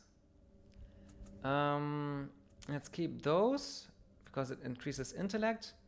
This swapping thing, let's give that to Elegern. Got to unload some.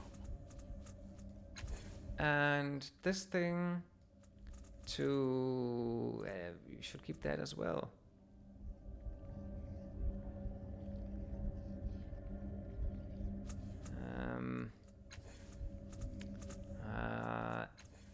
Elegern, you get that? I felt like this for years. Then Tiber, you get that.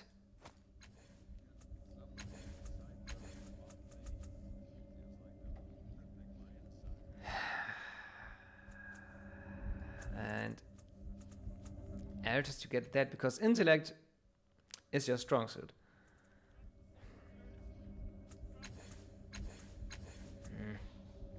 Or maybe I should just eat them now.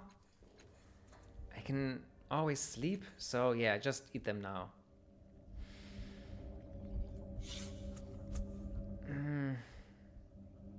Yeah, use it. Oh, I can breathe again. Yum, yum, yum. And use that one too.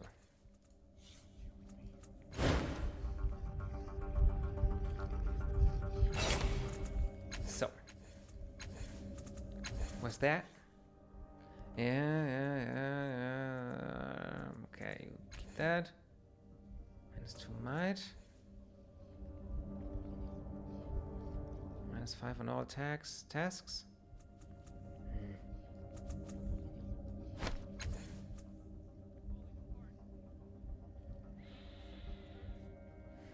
Yeah, I think that's okay. Save. Okay, so I think we've done everything we could do here. It's pretty beautiful. These coral bones.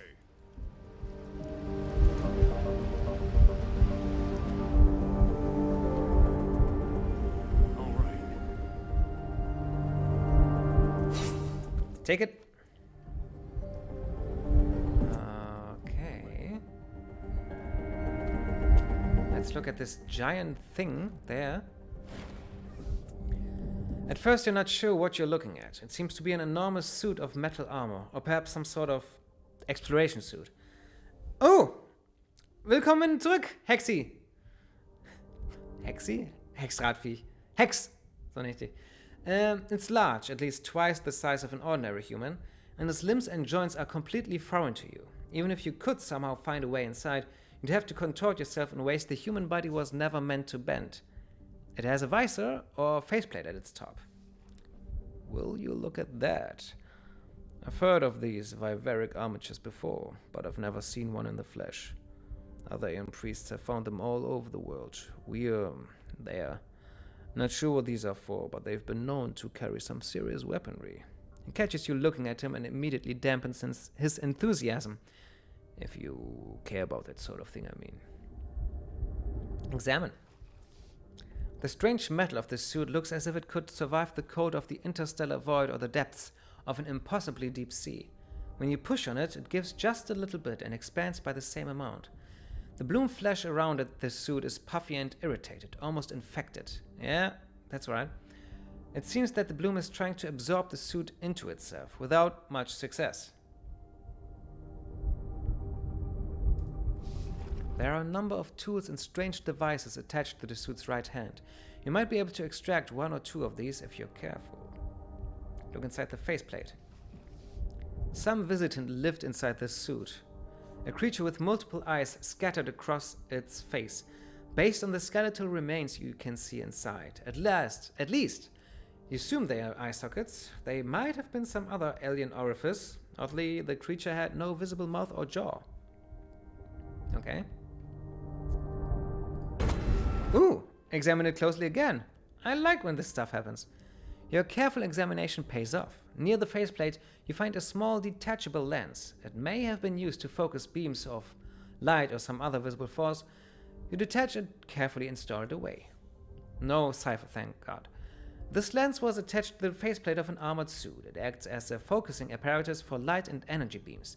As if imbued with sentience, the beam of light directed from this lens bends and twists in bewildering ways, dodging around or refracting from solid obstacles. Again? Okay. Attempt to salvage the device. Okay. That was easy. Was das Leben?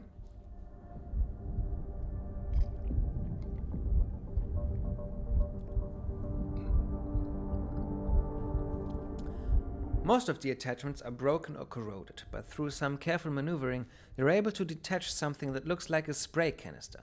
A test squirt produces a glob of quick-drying liquid synth, a highly effective sealant. This device is capable of spraying a powerful sealant material that could permanently close a medium-sized aperture or hole. It is too delicate for usage in combat. You scavenged the device from a large metal suit you found in the Gullet. I know what we can use it for. Once you detach the device, you notice that there's more machinery deeper inside the suit's arm. Yeah, gimme! Ooh, speed! Damn! Yeah, Tiber, you do that. Success! You reach into the arm, and your fingers graze a small metal orb.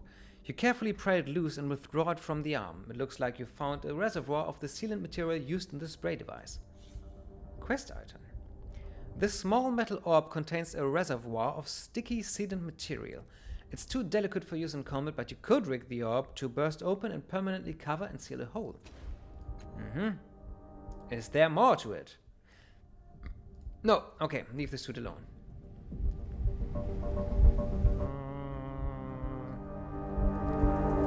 Hey, decor.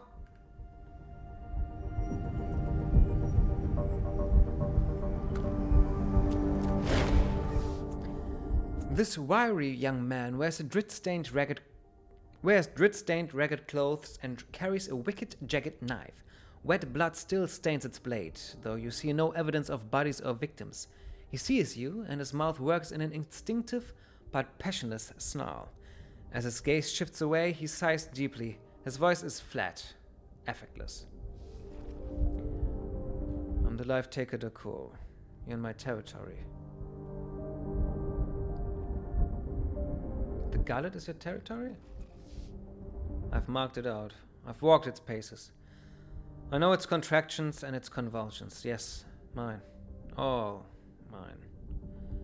His confident mouth goes slack, though, hanging open at the end of his words, as though they were the only thing giving it shape. What does life take? How did you get here? I came to the Bloom to kill an old friend. I followed him deep into the vast and winding ways of this fell beast. He led me through a narrow vein, and then a maw took me, bit down, chewed and chewed. And this is how the core dies.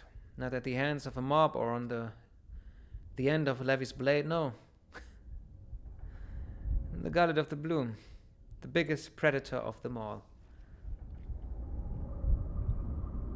Again?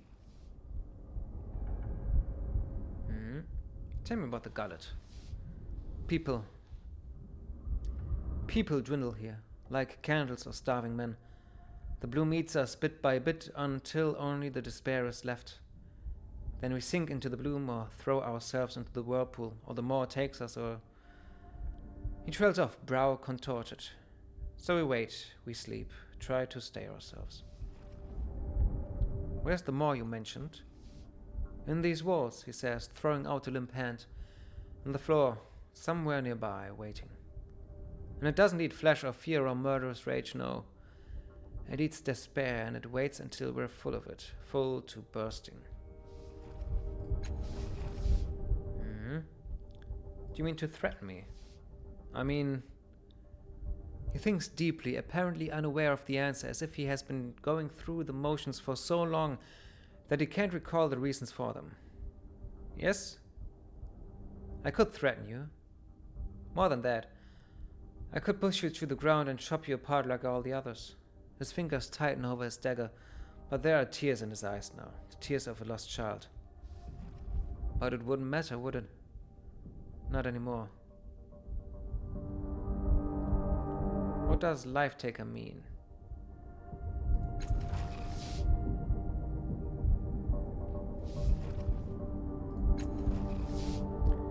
He shakes his blade, looking at the ground, at the wall, anywhere but at you. I kill. Kill people. I protect my territory. They feared me. The places where I walked were marked. They feared me. He trails off, muttering to himself. Farewell. Mumbles. He mumbles. He just mumbles. Let's interact with these tongues. Lips. Or intestines? I don't know. This massive pustulent wall of flesh looks like nothing so much as a herniated mass pushing out through the weakened walls of the Bloom. You can't identify the function of the organ that has pushed through the skin here, but you do see a small crevasse inside. Closer examination reveals a space inside, a hidden space, large enough for you to rest without being bothered. Leave. Okay, we can rest there. Let's talk to the tongue cluster.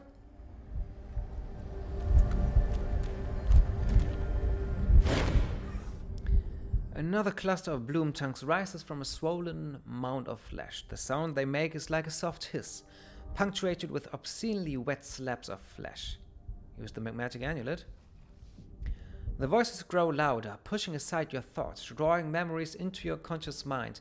A sharp pain blossoms in your head as the tongues fixate upon a memory and begin to tear it free, allow them to feed. The pain grows sharper still, like a hot knife behind your eyes. A memory bursts into your conscious mind. You're in the heart of Tabat territory now. The ceiling of their underground city is so high that you can barely see its curves, but the flickering illumination on the carvings there make a ghastly show. Demonic figures disport among the bodies of fallen enemies, atrocities shouted down from the heavens. But this is not what you're here for. You're here for the Underspine, their god and slave, a massive machine intelligence that guides them through their rituals. You're hovering near the great bulk of the machine, placing your detonations around the torus of its center, and you think your stealth has been exemplary. But a pinhole spotlight centers on you, and a focused beam of sound strikes your ears. The processing and memory retention cells are higher. If you wish to destroy me utterly, place your explosives there. And then a smaller whispered, "Thank you." The memory ends, and the bloom tongues sag drunkenly against each other. Sated by their feast, you sense that you may be able to seize control of them now. Okay, maybe the Underspine was something similar to the bloom. Take control of the tongues.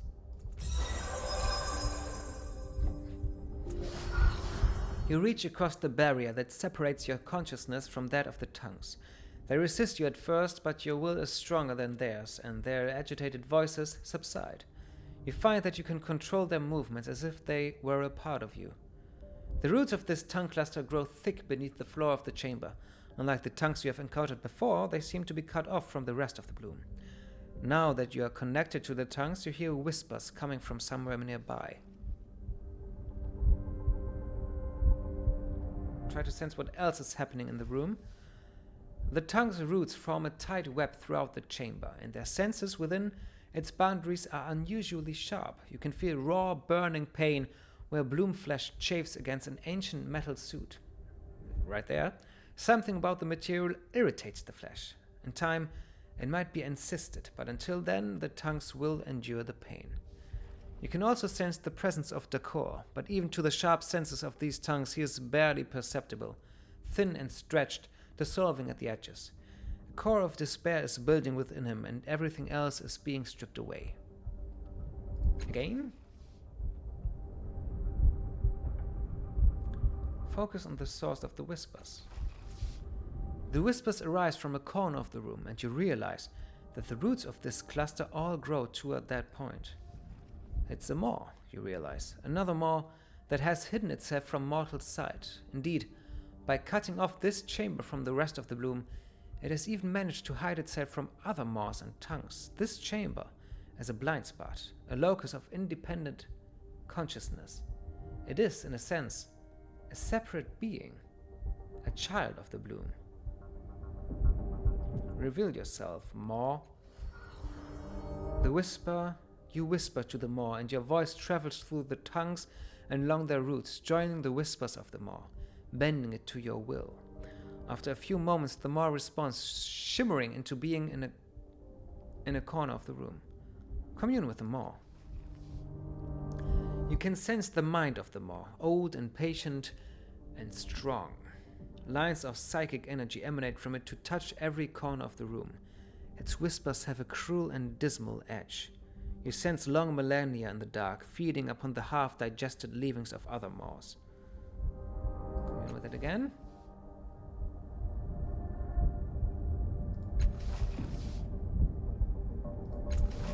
Break our connection.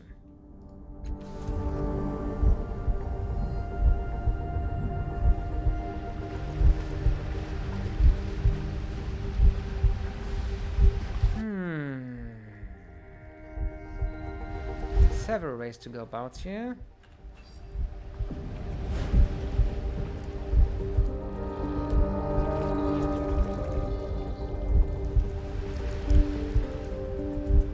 Let's talk to the maw today. The flesh of this maw is dark and scabrous. It keeps itself tightly shut, like the puckered mouth of an ancient crone. You can hear its voices, and they are unusually sharp, almost painful to hear. Observe the behavior. The tendrils wave gently through the air, torpid and aimless. They don't seem interested in anything nearby. Again. Listen carefully to the voices of the maw. The water of the bloom has made your thoughts blurry, yet its hissings seem almost like language to you, their meaning half forgotten, just out of reach. The whispers are full of despair, born of centuries or perhaps millennia, in the fetid bowels of the bloom. This must be the emotion that sustains this maw. Perhaps it is the only emotion it truly understands.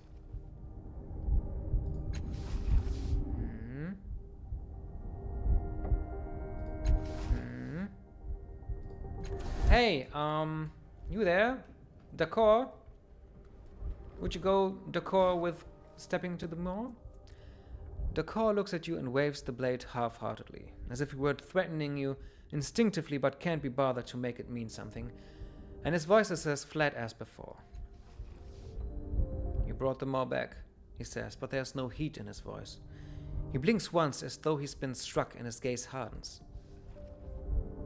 I'm the life taker, D'accord. You're in my territory.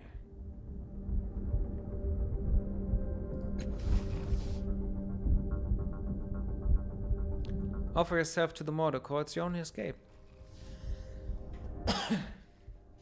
He idly passes his knife between his fading hands and resolutely ignores your face. His lip is trembling. No.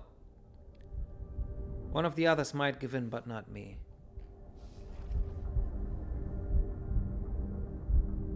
Really? Mm-hmm.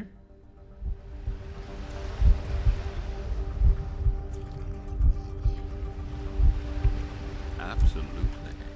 The bloom is really... All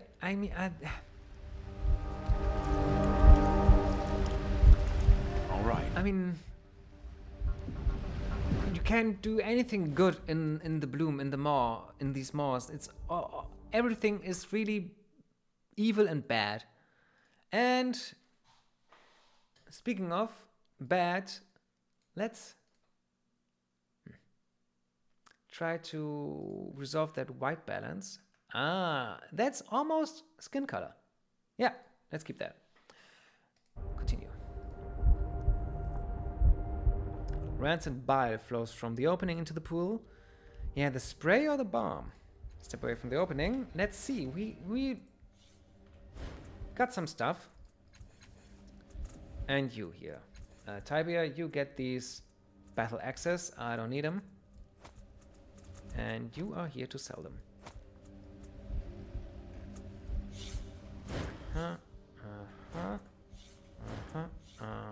Nothing to use here.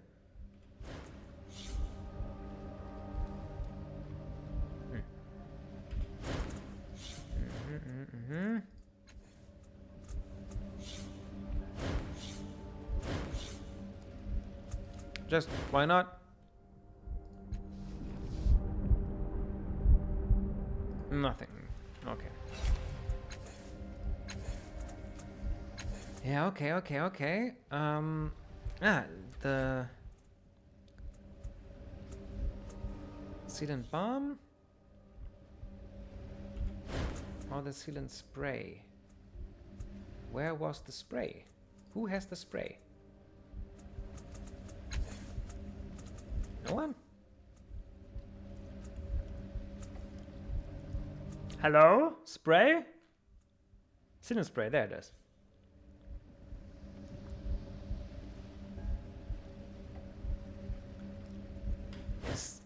Does it matter if I use the balm or the spray? Yes.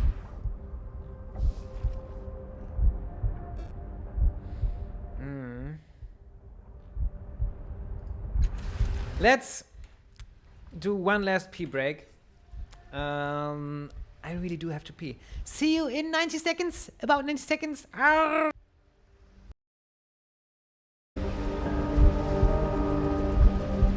Let's continue. Let's do another mic check. Beautiful. Just beautiful. Okay. I'm still, I don't know. On it. Should I use the spray or the bomb?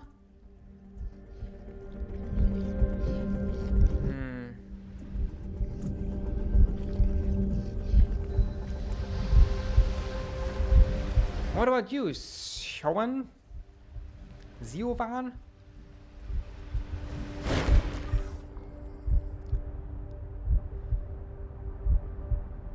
Huh. Yeah? You know? There's a more that could destroy you completely.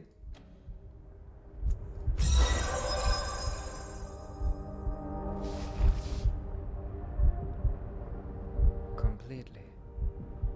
Yes, I would like that. A moment of pain, then simple oblivion. I'll do that, but I don't want to be alone when it happens. Meet me at the mall. Please. Okay, no problem. Here we go then.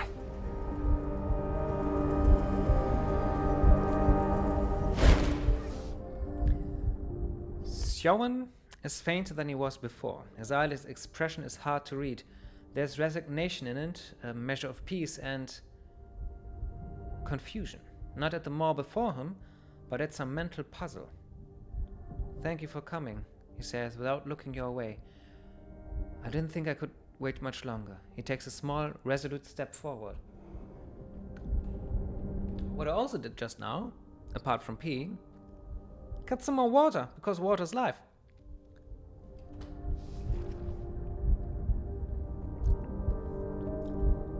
The tongues slip eagerly into his spectral body, pulsing, drinking. He flinches, looking past you, through you, and a smile, wide and joyous, splits his face. I can see them, hear them, He hesitates, worry pinching his brow. Are you still there? Are you with me? Yes, I'm here. Good, he says, looking carefully in your direction. This doesn't feel bad. I'm breaking apart. I feel it.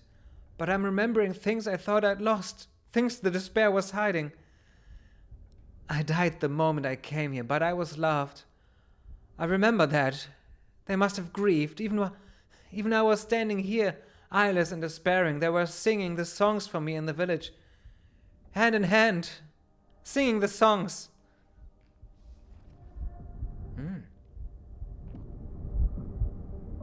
Maybe I can sing the song for you now. He doesn't respond to your offer. In fact, he doesn't speak again. He takes a deep, steady breath and gives himself fully to the maw, disintegrating along the lengths of the probing tongues. Fed by Sowen's despair, the maw opens. Hey, Decore! Looks at us and waves. The blare is still. Farewell. Mumble, mumble. Okay, it felt good. I think we did something good here. Yeah, I think we did. And now we use the sealant bomb to block the opening. You drop the metal orb into the opening and it explodes, stopping the flow of bile with a blob of instantly hardened synth. The blocked arteries... No, I have to look. Torment, Numenera, sealant. Sealant, bomb and spray. Let's look at the differences.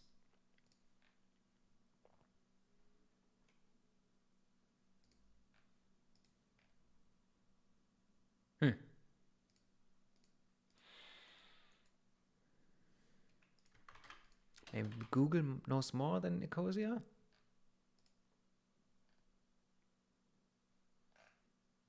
Sealant bomb versus spray. Not spray, but spray. Why dark mode now? I don't know.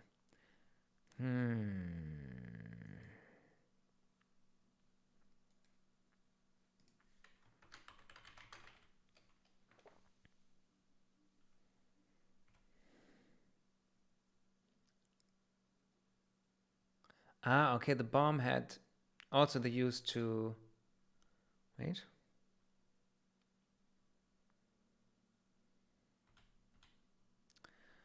If we wouldn't have gotten the egg, we could have used the bomb.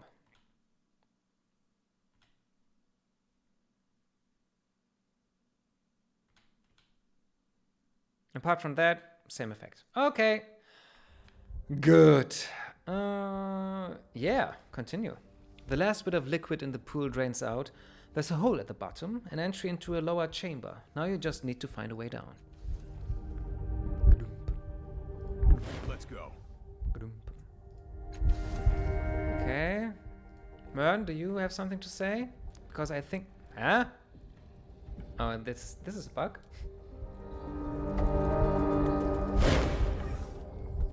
Search it again. Leave it alone. Talk to Vonicion. You're not here. No, you're not here. Good.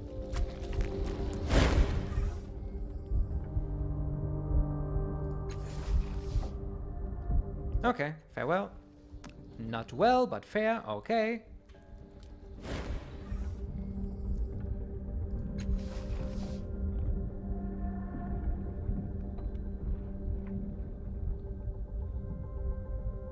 Okay.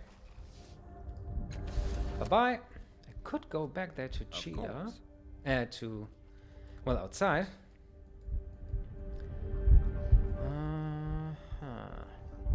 Who's there? Ah, I mislooked. Find Is that a word? something to do.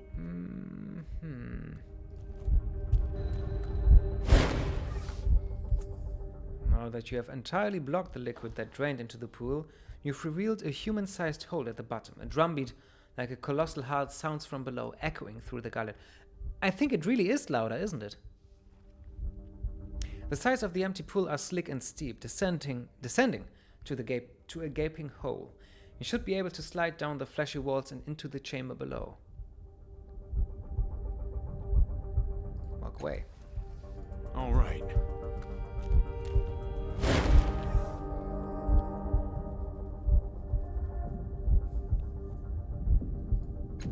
Okay. Let's go. So what's the difference between the maw and the... well, the thing on the left here? Let's see.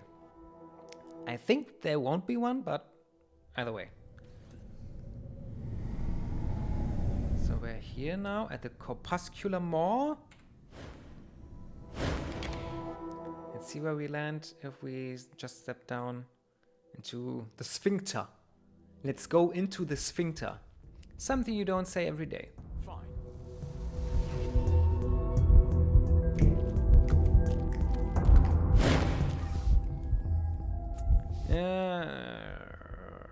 Yep.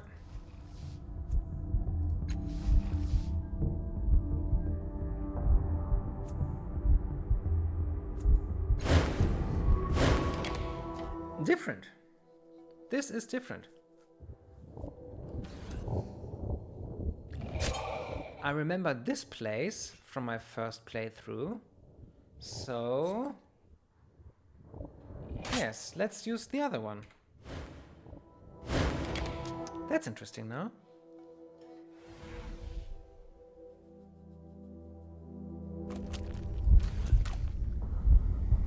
D'accord. Nothing new with you? Yeah, I'm the left take. You know what? Maybe, just maybe, try. Oh, really? Okay. Then don't try, because I'm not that kind of person. Excuse me, d'accord. I didn't want you to kill me, and I didn't want to kill you. Because, like I said, I'm a nice person. Nice persons don't kill people. Neither do they kill animals. Just so you know, don't kill animals.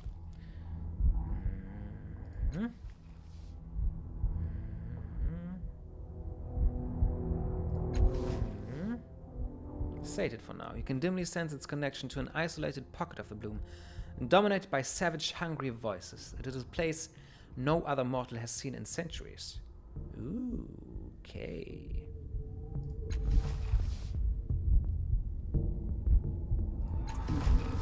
Then, let's step inside. I'm going.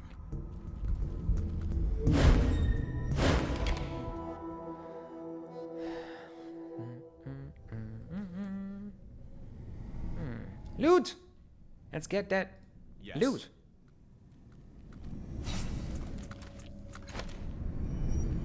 Here comes the Boredom Slayer. What's that? Towering before you stands a massive ribbon with most of the flesh eaten away. Can I go there right. or there? Then let's go there. Oh, really?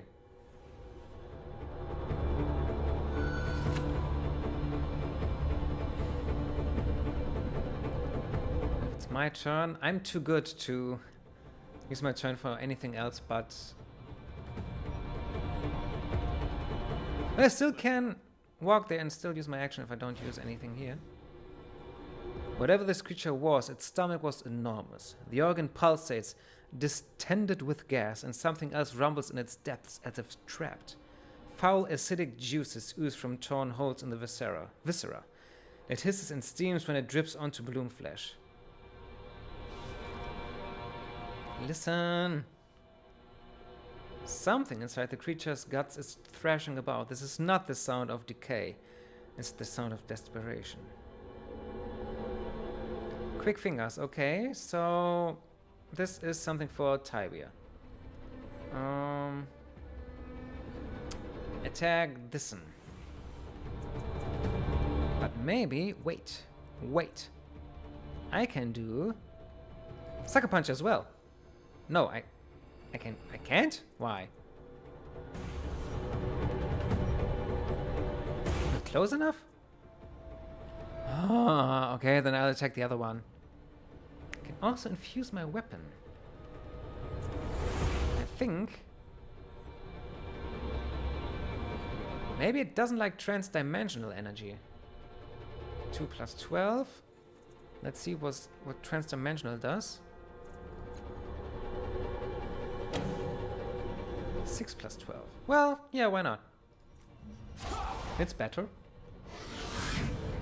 Ooh, and I stab through it. This is sick. Don't mind if I do. Don't mind if I do. Okay, yeah, reach into the innards and try to release whatever is trapped inside. Damn. You thrust your arms into various holes in the rotting organs. Bile and stomach acids burn your flesh, but you find nothing. When the pain becomes overwhelming, you stumble away. Ertus, you can do it. Boredom Slayer.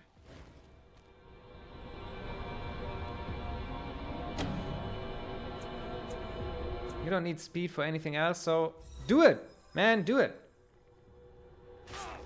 You reach into holes in the viscera, shoving your arms through rotting intestines, gritting your teeth against the burning pain of the acids and bile within.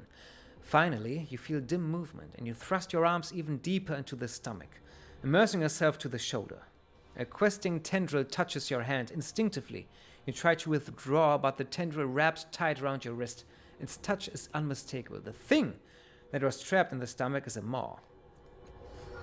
More tendrils grab onto your hand, pulling their way toward freedom. Bloom tongues rip through decaying intestines, spraying stomach juices in every direction. Then the great mouth appears, bursting through the dead flesh. Its tendrils sink into the viscera, anchoring itself in place. You realize that the maw must have been feeding on something in the creature's stomach because it's already sated. Its orifice opens wide and a portal appears. Ah, shit. What this thing is made of, but it's stronger And than I thought it would kill the other maws. I don't know what Damn. this thing is made of, but it's stronger than my thing. Okay, Lagoon, where are you? There you are. Yeah, give Ertus the pep talk. And also, I could heal 6 points of health. Or not, no. You don't need that yet. Inside action. You, Ertus. Attack. Where's that one? Yeah. That maw. How odd. My attack didn't feel strong at all. No, it didn't. At all. Oh, they make us beam from place to place. Okay. And you also, elegant, step back, step there. Go there.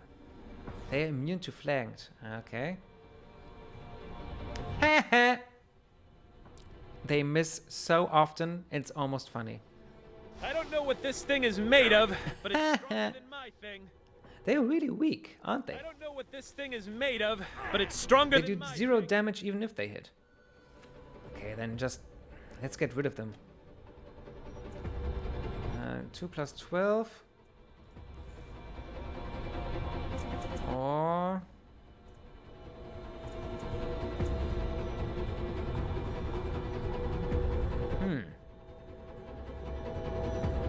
Yeah, let's do this.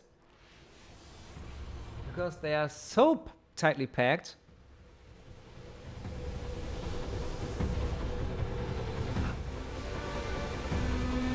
I can't even go there because they are so tight.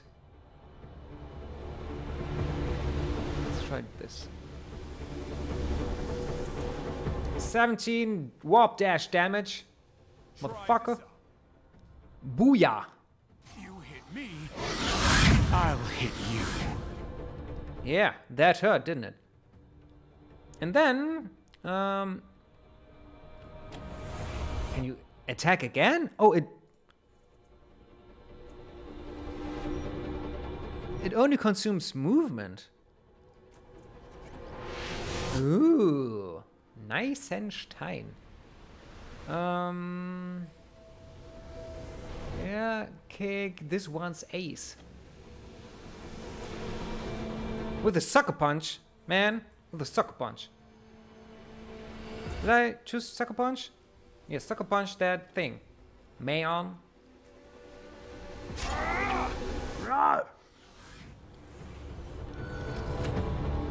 Tibia's turn.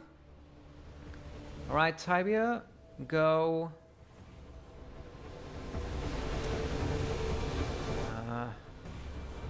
This away. Gladly. And shoot at this thing. With your sucker punch. It takes 1 speed, you have edge. Edge badge. 20 damage. You see that? Oh yeah, I did. There it is. Goes there to At last.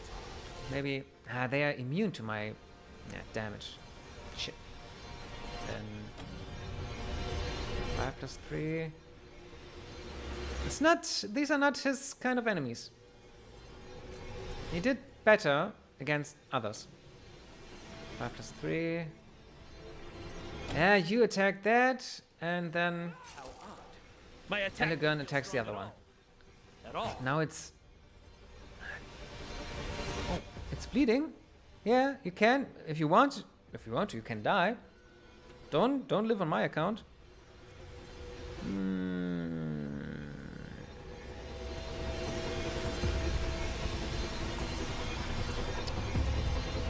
No, Mr. Cleric. Just attack it. Just attack it. Just... Yeah, go ahead and attack this one.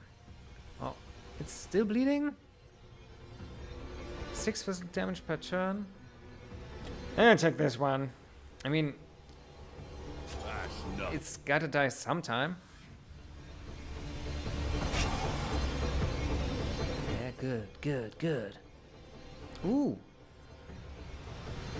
Tibia I is don't know what this thing is is made of. surrounded, Stronger than my thing. but he's also pretty invincible.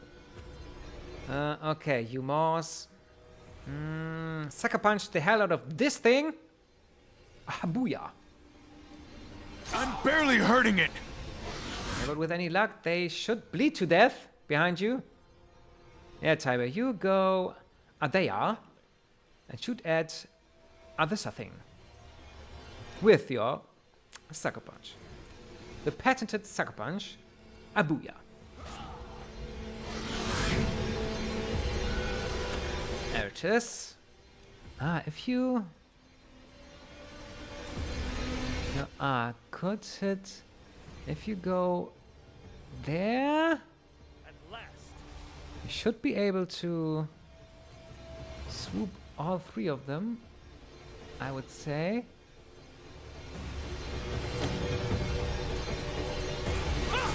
You never had a chance.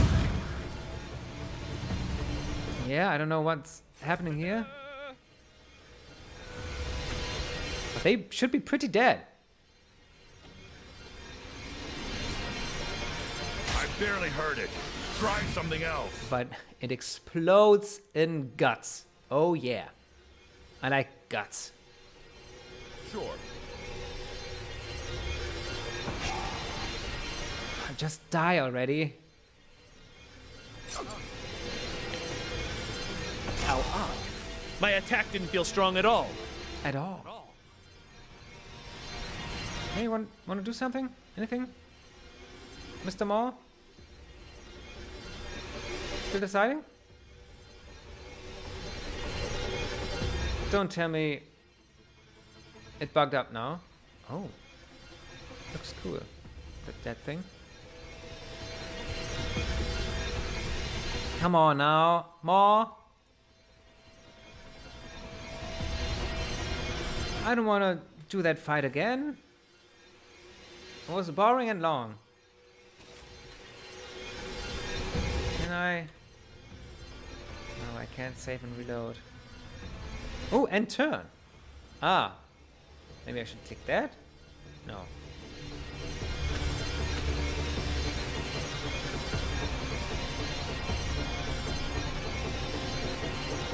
Ah.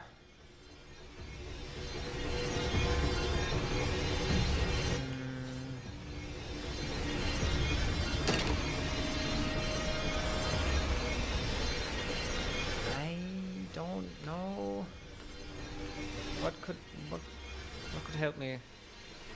I don't think there's anything. Okay, Chamber of Bones.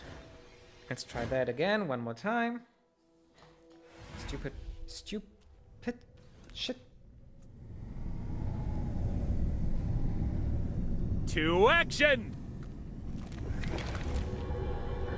Crisis initiated. They are already so weak. And now what's happening here? This is my guy.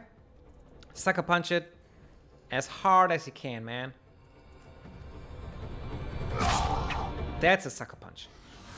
That's what I call a sucker punch.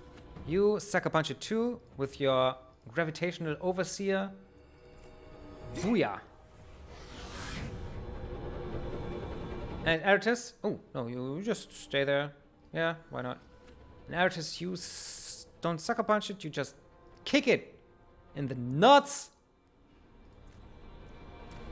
I don't know what this thing You just got kicked in the nuts. I don't know what this thing is made of, but it's stronger than my thing. That thing, I don't know what this thing is made of, but it's stronger than my thing.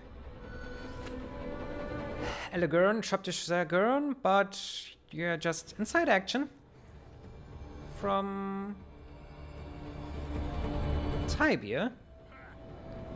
I think it was a pretty good shot, wasn't he? 12 damage. 14, that's not too bad. And Elegern just go there. Here we go. Why not? Everyone's immune to flanked, it seems.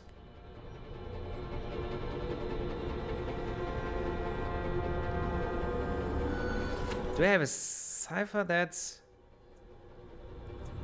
like a bomb? Come like a bomb. No. No stuffs. Then just sucker punch it. Where's the hurt one? That's it. Sucker punch it hard.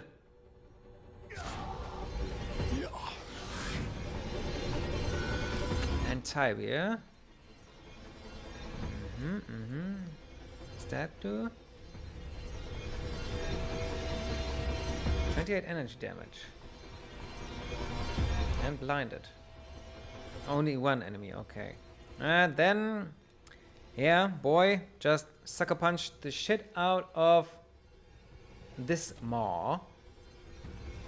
Ah, oh no. Sucker Punch this more because Sucker Punch is greatly appreciated. No one saw that. Oh, you missed! Oh man, Tibia. Oh boy, oh boy, oh boy, oh boy. You kill that. How odd. Wrap. My attack didn't feel strong at all. At all. At all. And stay there. Yeah, you stay there. I don't know what this thing is made of, but it's stronger than my thing. Elegant. You could.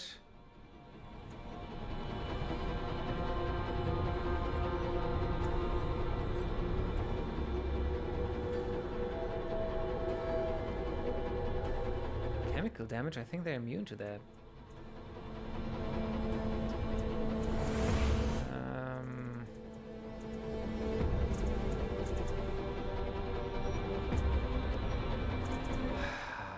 And transdimensional damage, that would help, but she doesn't have that. So just do the old, yeah, mind control. Or who does more damage? 5? Ugh. Or Tybur with his many damages. That's more. 14. I don't know how he hit that when he aimed completely in a different direction, but okay. Thing is made of, but it's stronger than my thing. Yeah, you and your I don't thing. know what this thing is made of, but it's stronger than my thing. Okay, last cast off. Sucker Punch. That one. Hard. Shift! Prison thing. Sucker Punch. This one. Extra hard. Stay there. Elchis, you do have your fell swoop, don't you? So you could try and attack these two here. I hope it works. How odd. Yeah, it did. Feel strong at all. At all. Nice. Yeah, just I don't care where you go. Ugh. Elegant. Shit. Out of range? Can't you go there? No, you can't. Oh, but you could inside action. To my last cast off. Could then not choose. Then inside action for Tybia. Then can shoot the maw. Yeah. Do it. Just do it. Just do it. Just do it. Yeah, okay, okay. Enter. Ouch! Ah! That was uncalled for.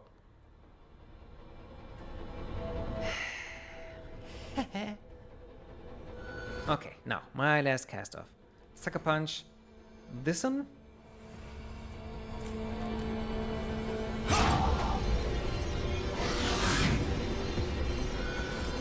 And Tybia shooting. There's no way I can get both of them, right?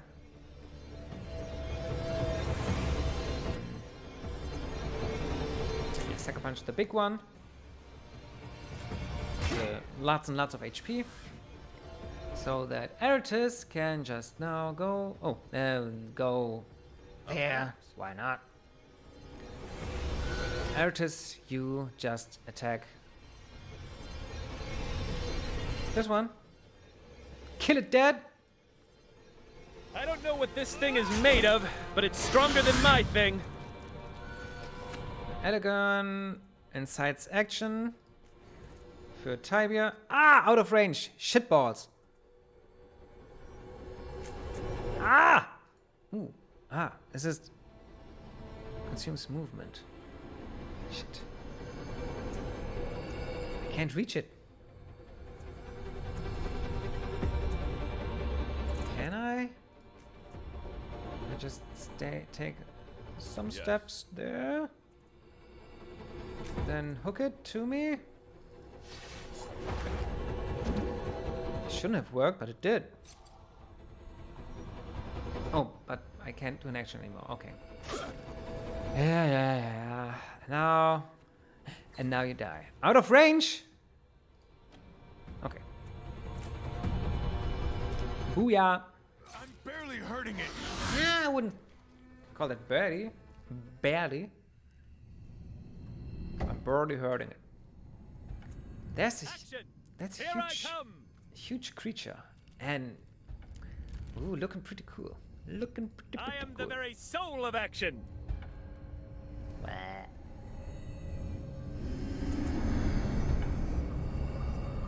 Right there.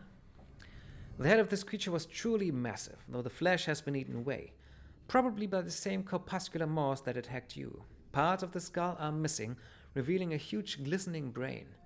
An organic sheath still encases the brain and looks as if the brain's cranial juices have protected it from serious decomposition. Examine the brain. The pinky and the brain. The brain's sheath hasn't decayed, though a strange and pungent smell emanates from it. Perhaps that's why the corpuscular maws left the brain alone. Its tissues don't seem to be badly damaged.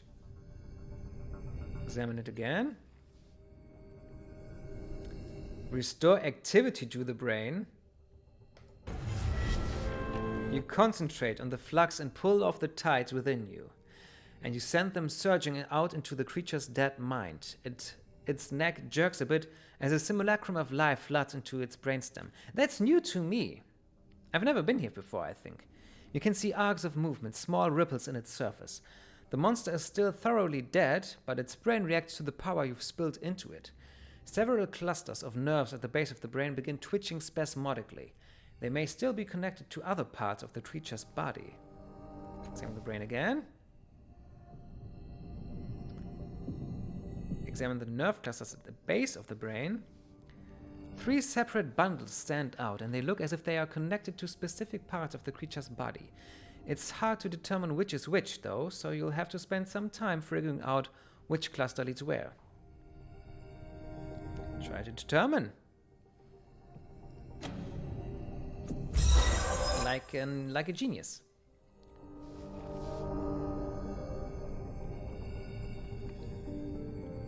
You poke and prod at each cluster, watching how the creature's muscles react and tracing the path of the tangled nerves.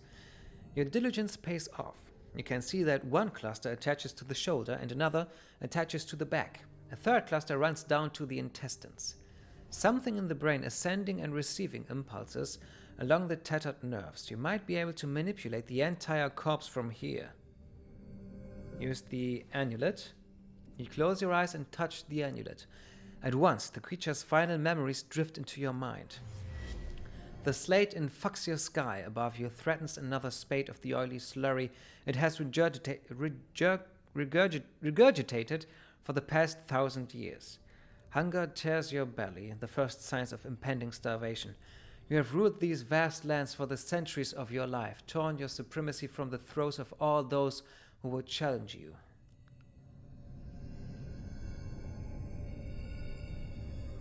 And yet, something has changed. The very air has torn asunder, creating a floating rift that leads to another place, a place that smells of raw flesh. You dive into the rift, suddenly finding yourself in a very different place, a paradise where everything is made of meat. Ravenous, you heave yourself toward the nearest wall of flesh, scattering a horde of tiny two-legged creatures that aren't worth a moment's attention. You tear chunks from the wall, chewing and swallowing. The meat is tough and foul-tasting, but it's food, and you're starving. You eat and eat, carving your way through the wall, and fall through into another chamber. You see a protuberance of flesh nearby, surrounded by wriggling tendrils. It looks delicious, so you tear it from the wall and swallow it whole. The entire world shakes. More little creatures spill from the walls, but these have lashing tendrils and shining maws. They fall upon you, chewing and annihilating, and you bellow in pain. The world shakes again, and the whole chamber collapses upon you, trapping you, holding you fast as the little monsters devour you bite by bite. Your death is long and agonizing. The vision fades, and you are alone with the beast. So that's what happened to it. Manipulate the shoulder nerves. One shoulder and massive arm of the creature shifts slightly. The decomposed limb appears to tighten its grip on the bloom flesh, but it quickly relaxes again. Manipulate the back nerves. Oofta! The whole back of the corpse contracts and heaves. Chunks of rotting flesh tumble to the ground, and you hear a wet snap as nerve fibers separate somewhere in the spine. You won't be able to try that again. Manipulate the intestinal nerves.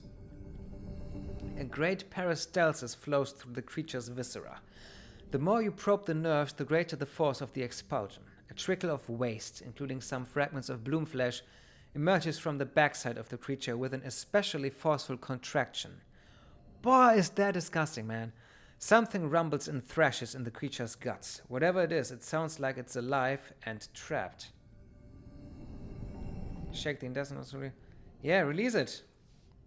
You press hard on the nerve cluster again and again. The stomach clenches and contracts with terrible force. An unbelievably horrendous mixture spews from the corpse's nether regions with a miasmic stench that could cause a genocide. Bloom tongues rip through decaying intestines, spraying stomach juices in every direction. Then a great mouth appears, bursting through the dead flesh. Its tendrils sink into the viscera, anchoring itself in place. The thing that was trapped in the stomach is a maw. Ah, okay. You realize that the maw must have been feeding on something in the creature's stomach because it's already sated. Its orifice opens wide and a portal appears. Examine the brain again. No? Okay. Much cooler way than to just dig through the flesh and release the maw this way. Let's step through the maw today. Okay.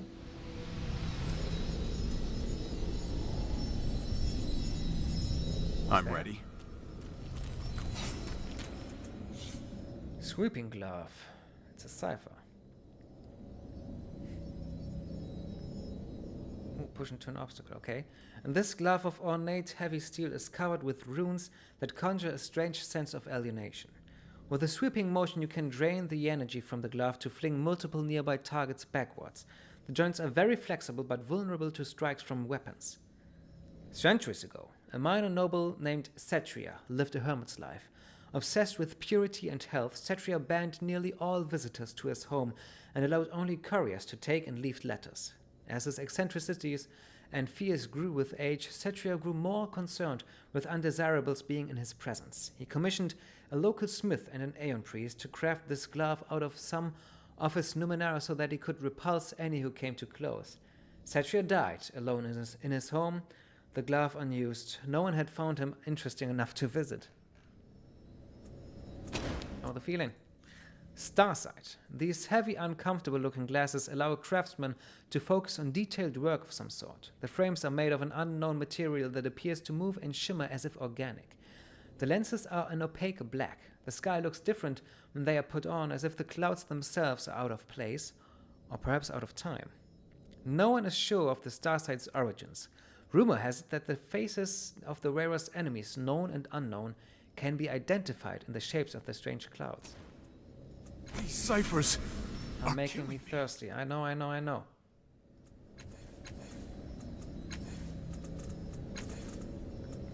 And I cannot use this for any... Okay. For any reason. Why do you have the Fleetmoss speed thing? That's for Tibia. Yeah, Tibia, you get that. It's over there. Liquid armor. Only usable by class Kastov, but still. This armor is stored inside 3 strong glass containers attached to an ordinary belt. When activated, the cylinders open and the liquid flows across the user's chest, arms, and legs, forming a lightweight and surprisingly durable armor. Due to its fluid nature, this liquid armor is far less restrictive than other forms of protection. It can only be worn over very light garments, or the armor won't take shape properly. Some less than reputable scholars have claimed that the liquid is in fact sentient and refuses to come in contact with any other protective garment, which it views as inferior to itself. Even though no one has ever been able to provide any evidence for this theory, it is surprisingly resilient. This shows that even the most brilliant researchers can fall prey to fantasy and superstition. Wait, did you just hear something giggle? Take it all. 3-4 plus intellect. 4-6. Whew. I don't need that 1 intellect. So only use while the cast off. Let's change that. That's cool. I never found that, I think. Go. The little niche hardly seems worthy of its own maw. It's an ancient place of cracked, hardened flesh. The pocket contains a single human skeleton, its legs partially consumed by the bloom's wall. The bones have a metallic sheen, and a faint dusting of silver scales surrounds them. They look similar to fish or lizard scales. You recognize the bone structure as that of a human female, though this one was unusually tall, robust, and probably very strong. The bones suffered numerous fractures, but they were repaired by a silvery substance that fused them back together, stronger than before. It looks as though the silvery substance emerged from inside the skeleton, and it gradually replaced much of the original bone-searched corpse. You lift the skeleton a bit. It's far heavier than you anticipated, and it feels like you're lifting metal rather than bone. Underneath is a hammer of intricate design. The head glows dimly, and a golden chain dangles from its handle. Search the corpse again. Take the hammer. As you lift the hammer, you feel a presence touch your mind, a clarion call of fame and power. The hammer's head seems to glow a little more brightly, and it crackles with electricity. Ooh, yeah, that's for Aratus. This massive silver hammer crackles with electricity. It is a deadly weapon in its own right, but its electrical charge will cause additional pain to anyone struck by it. The hammer has a rudimentary intelligence that reacts favorably to particularly skillful attacks, discharging electrical energy in a small radius and harming all enemies who happen to be nearby. Based on the story you heard from the observant Speck, this hammer may have belonged to Chila the Great. You found it in the depths of the bloom, near the skeletal remains of a large human surrounded by silver scales, which fits the Speck's description of Chila.